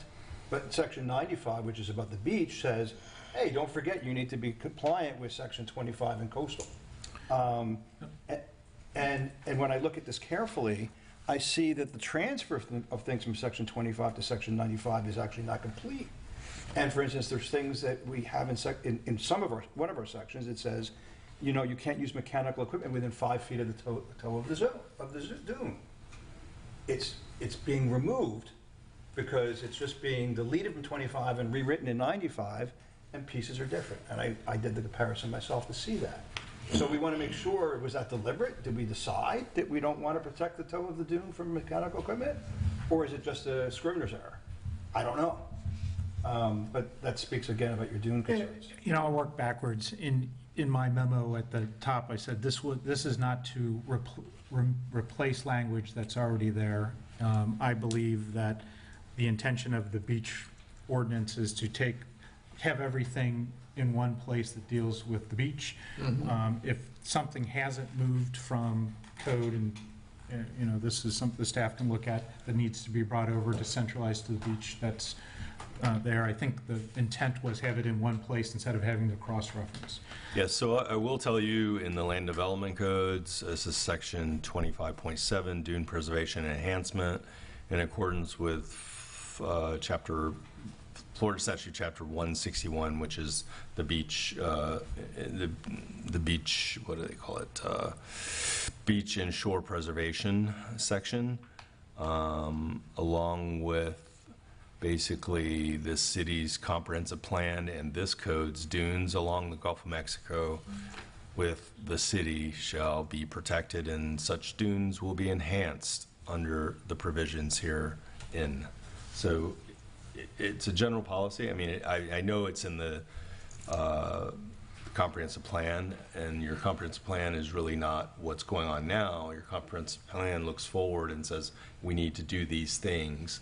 And so, I mean, I've been all over this beach in the last 10 years, and there's some really pristine, nice areas, and then I could see where, you know, Gulf front property owners have made their own nice little walkways, and some of them have, in my opinion, over-enhanced them a little bit with pavers and even irrigation I've seen out there, stuff like that. I mean, to me, that, you know, I think there could be some cleanup a little bit, you know, in alignment with what the intent of the state law is, of course, and then what the aspiration is in the comprehensive plan, which is these dune systems do protect the city in one aspect from tidal surges and things like that, and that it's known that certain things where there's a weak link in the chain, so to speak, you know, can damage, you know, the dunes. But, you know, when you get certain storm surges like the ones we experienced down in Naples and so forth, there's almost nothing you could do. Just rebuild them and, you know, make sure they're put back with native vegetation and not oleanders and other pretty flowers, you know, because they're not going to really help. You know, you're right about that. That's why the sea oats and the sea grapes, their root systems are intended to keep the sand there instead of blowing away in the wind, right. You know. And yes, I agree, there's going to be the storm that's a direct hit, but yeah, Yep. Those do happen, but not that often. We get more sideswiped and things like that, and that's where the doing this is important.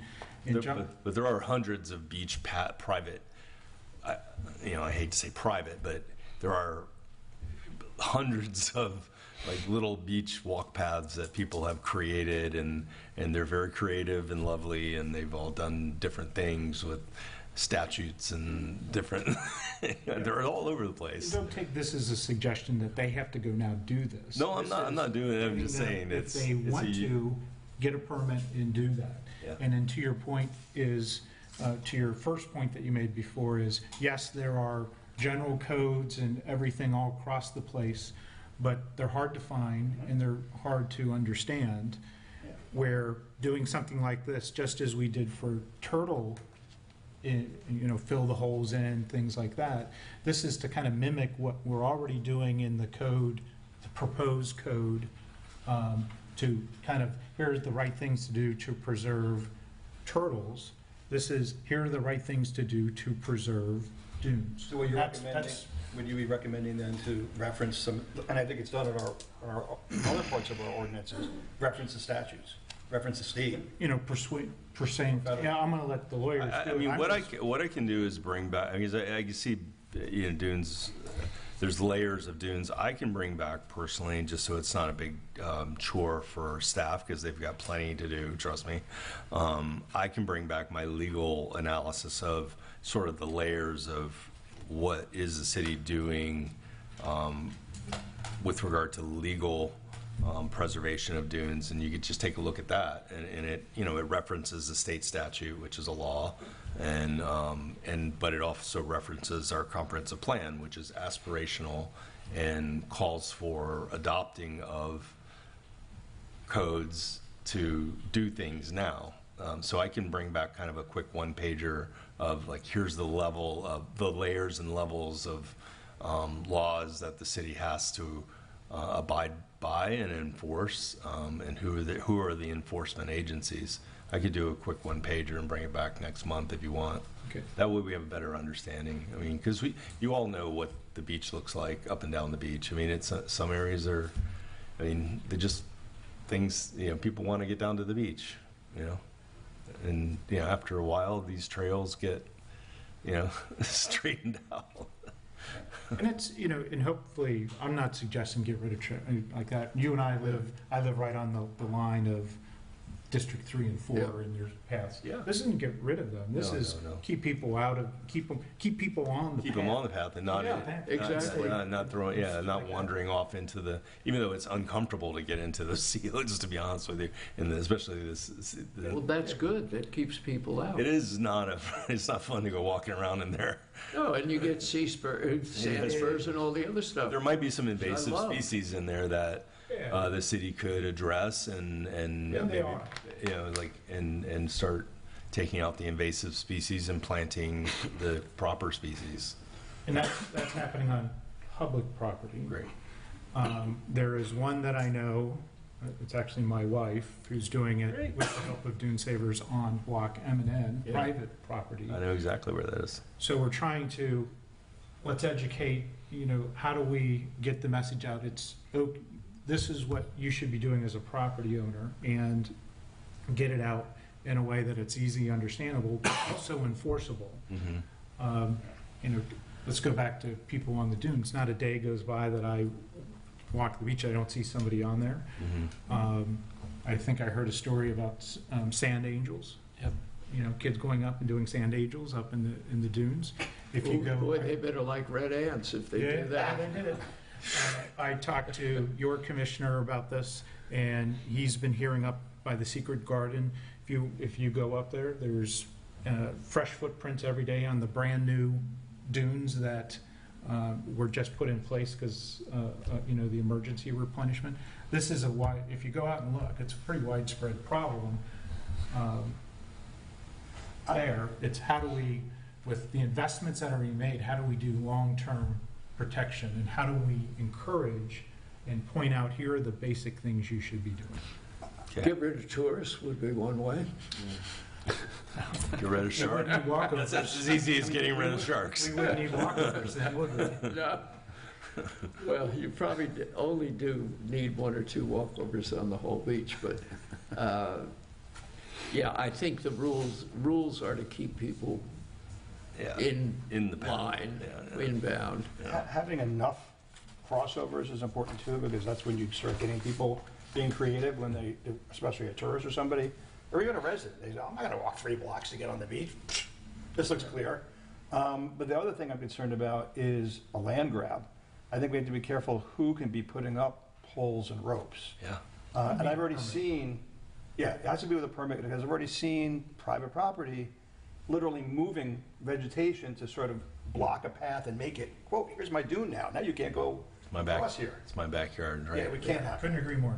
We can't have it. And anything seaward of the CCCO, you have to have a permit for everything Even you for said. this. Okay. And in, I believe, the city as well. So it's not taking away anything. This is more highlighted language of here are the right things to do for long-term preservation. Okay, so I mean, you don't even have to make a motion for this. You can just give me instructions. I'll try to Oh, you- put together a one-pager, bring back to you guys, and you can have a deeper dive into this topic and see what you want to do. How's that? And by next month, I think we mean next meeting. Next meeting, I think, is in August. In August, whenever the next meeting, sorry. We do have a public comment on this. All right. You said what? There's a public comment on this item. Deborah Rothenberger. That can answer your time. No related. Hi, thank you. And I'm Deborah Rothenberger. I'm with Dune Savers. It's a group that we copied from Treasure Island. And we've probably put in 500 hours since January, just removing invasive plants from the dunes. And I agree so much with what John is saying about we have to protect these dunes because people are going in them and there's a lot of disregard for them. I also would like to add to what John is proposing, and maybe if you're going to model some language on this, to include specifically that invasive plants cannot be planted, and it would be great if it could be on the barrier island because the invasive plants that are getting in the dunes were not planted there. Yeah, They're getting in there by birds dropping seeds. They're also getting in there because of the seeds being blown from plants that people are using in their landscapes near the dunes. And so all of those things are getting in the dunes. And there are, Sanibel has language in their ordinance that says they have a worst of the worst 8 plants for Sanibel. Our list would be a little bit different, but it said these 8 species may not intentionally be planted, transplanted, or otherwise introduced in any way on Sanibel and are required to be permanently removed as a condition of all city development permits. And I feel like the city of St. Pete Beach needs to do the same thing. When we moved here 30 years ago, they had adopted tree program, and it included carrotwood trees. We planted 3 in our yard. They're planted all over the city. And I'd like to see something in this ordinance also where we start budgeting money to remove a lot of these trees. Fortunately, we removed ours a long time ago, but I'd like to see those removed from public property.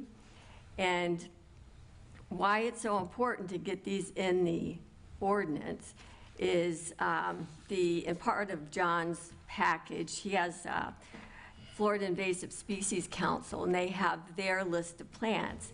But unless those plants are specifically listed as federal noxious weeds, Florida noxious weeds, or Florida prohibited aquatic plants, they are not regulated. These are just suggestions, and they need to be regulated. It says they need to be in local ordinances to be regulated by law. So a lot of these plants that you see all over our city, the fountain grass, asparagus fern, invasive scavola, I would like to see these specifically listed in the beach ordinance as prohibited plants to be planted in our area. And Let's see. It's like I say, these plants were not planted in the dunes, but they're widespread. And unless we specifically list them in the dunes, anybody can come in, the hotels can plant them, people right across the street from the beach can plant them, and they are, could possibly used by local contractors that are doing work for the city. So I know a couple years ago that Jennifer McMahon did a great thing. She made it a requirement that 50% of the plantings need to be native plants, which is wonderful. But I think that this is another part that needs to be added, that there are certain plants that are prohibited to be planted in our area. So just to be clear, I'll come back with just the legal framework of what's on the books right now so that you can have this discussion. But that's a common approach that local governments have taken, that upon the request for development, you have to remove certain things. I mean, Australia pines are a big one. I don't see a lot on. Brazilian pepper. Yeah, all that, yeah. Brazilian pepper, carrot woods. But it's triggered by a request for development, so you can't just say all of a sudden everybody remove everything. You know, like it's a big task, a big ask, but it's usually triggered by someone coming in for a request for something, and then you know these things like Brazilian peppers and things like that. But I agree with you. Yeah. Yeah, and to have it in the city's budget to plan for these things and start removing them where they're on public property. There's a lot on a crossover, which is beyond the scope of our Dune Savers group to remove them. They're massive Brazilian pepper trees on the beach. So thank you very much. Thank you. Could we remove plastic grass from in front of houses on the beach? You mean putting greens? I'd like to. Someone put a putting green in a dune. Oh, Lord. Yeah, somebody just put a whole lawn in of plastic. We have no more speakers. I've seen them all, yeah. No more comments. I've walked there, everything. Okay. So many times. We're close to the end here, and I just wanted to take a couple of minutes to share some things that we did. Last weekend, the city asked the Dune Savers to help eradicate an area which was dead sea grapes. And we did it. It was quite a bit of work to do. Dead sea grapes? Dead sea grapes. How do you kill a sea grape? Good question, but they were dead. But the Dune Savers, and I'll point out too, Nancy and Deb were the last people there. But we got some help from a company called J.E. Dunn Construction. They provided 8 people to help us. We had 11, I believe. And they were just fantastic young people. Most of us we're not old, but we're older. We were older than them. But they really helped a lot. Amanda got a roll-off for her. Ayako got car passes for everybody. It was quite a team effort to do, and Bravo. it's good job. Nice. So thank you very much. That, I believe, is it. No, we have an item D that we added to the agenda. Item D. When we did the consent in the beginning. Yes.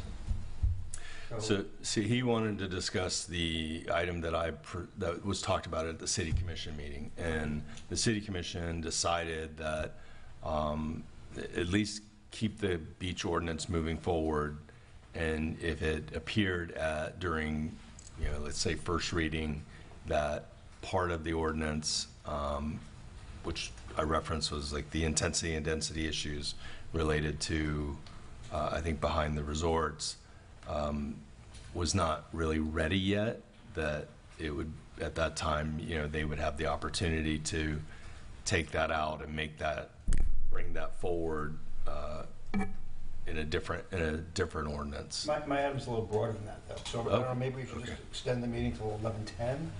Okay. I make a motion to extend the meeting till 11:15 maximum. I'm just letting you know what the city commission did decide to do. Well, they didn't take any action, that's why the public couldn't talk. It was only a discussion topic, right? I even tried to speak as a beach steward, and I was denied, because it was not an action item, it was simply a discussion. I think the mayor just recommended you taking a certain approach. Yes, that we could say You weren't that. denied. Yes. Yeah. Okay. Well, I would make a motion that we extend for 10 more minutes to 11:10. Second. Okay, 11:10. We have to vote on that, or we're good? All in favor? Aye. Aye, aye. So what I wanted to talk about was that when we're looking at this ordinance, I think it's very hard to understand what's actually changing. There are spots where simply the word may changes to the word shall. And legally, that's a big difference. One was the city manager had the option to, they may require, for instance, insurance for the vehicles, and now the ordinance says they shall, in the proposed ordinance, they shall require insurance. Takes the leeway away. So it's not called out, and there's a number of things like that. There's sections of the dunes where just because things get deleted and then re-put in, everything's crossed out and everything's underlined. What I would have preferred to see, or I still prefer to see, is actual redlining, where if you're changing the number of an item from chapter 25 to 95, because you're moving it, then just change the number, not delete everything. Because what's happened is, we're unable to see, and I'm looking at it as a beach steward, but imagine the public or anyone else who's trying to look at this and say, well, what's changing? I mean, I've led negotiations between legal teams, and they'll just throw it out if it's redlined where you just delete 2 pages and put in 2 pages. They're like, we want to see what you actually change from our standard terms, and that's what I think we really need here. Because there's a number of cases where it would just be really helpful that we just see what actually changed and people know what they're actually changing. And then the next part of that is cross-referencing. There's a lot of times where we're actually in this proposed ordinance deleting things and then putting them into 95, the same or different. That's the first part of the issue. But the second part is, why would you delete it in the first place? Why would you remove sleeping on the beach from the standard wording about sleeping on the beach? And that one, by the way, is one that's missed. Because if you look at chapter 95, we don't put back that it's illegal to sleep on the beach. So what in fact we've done in this proposed ordinance is remove the rules against sleeping on the beach. And I think it would be more clear to people that that's happening, and I don't think that's intended, if we would just redline it in another way and cross-reference. So, for instance, they removed the beach from the alcohol ordinance. And so we have an alcohol ordinance that says you're not allowed to have alcohol here, here, and here. And we're crossing out beach. And the answer is, well, we're putting it in somewhere else. Well, no, but you see, if you look at the chapters of our ordinances, some of the chapters are about areas like parks and recreation, or now it will be beach, or streets and sidewalks. Those are places. But then there's things that are about activities, like alcohol. Actually, even coastal protection would almost be an activity type, or it could be either way. And I actually have underlined or circled each section to sort of say, this is something where it's across the city, and this is a location specific. My point that I'm getting at is we should be, I think, cross-referencing rather than deleting and adding a number of things about the beach. So if we want to call out on the beach that there's dune rules, and there's rules about alcohol, and there's rules about these other things, I don't understand why we're deleting them from the other sections that are about those things. I would think we'd want to keep them and cross-reference to them, and that's what I've seen other cities do. It's not that you delete everything and say, well, now we have a beach section, we need to remove anything about the beach from everywhere else. I really think that this ordinance as drafted needs to be done in a more clear way, and which also doesn't remove beach protection from the sections where someone might be looking at them and, at certain activities in a more general way. And then those are the 2 main things, but then the third one is, no, I'll just leave it those 2. So those are the 2 areas where I'm asking or suggesting that we ask, the city attorney or legal to re-clarify the redlining in a way that people will understand what's really changed. And I think doing that exercise in making a new ordinance structured that way, I think you'll catch a number of things that I've seen that I'm just not calling out every time. So, I don't know what other thoughts there are on that. I haven't seen it lately, but my guess is that there are so many changes happening, and when you're trying to bring everything into one, you know, I mean, the intent is to try to make this more useful, more user-friendly.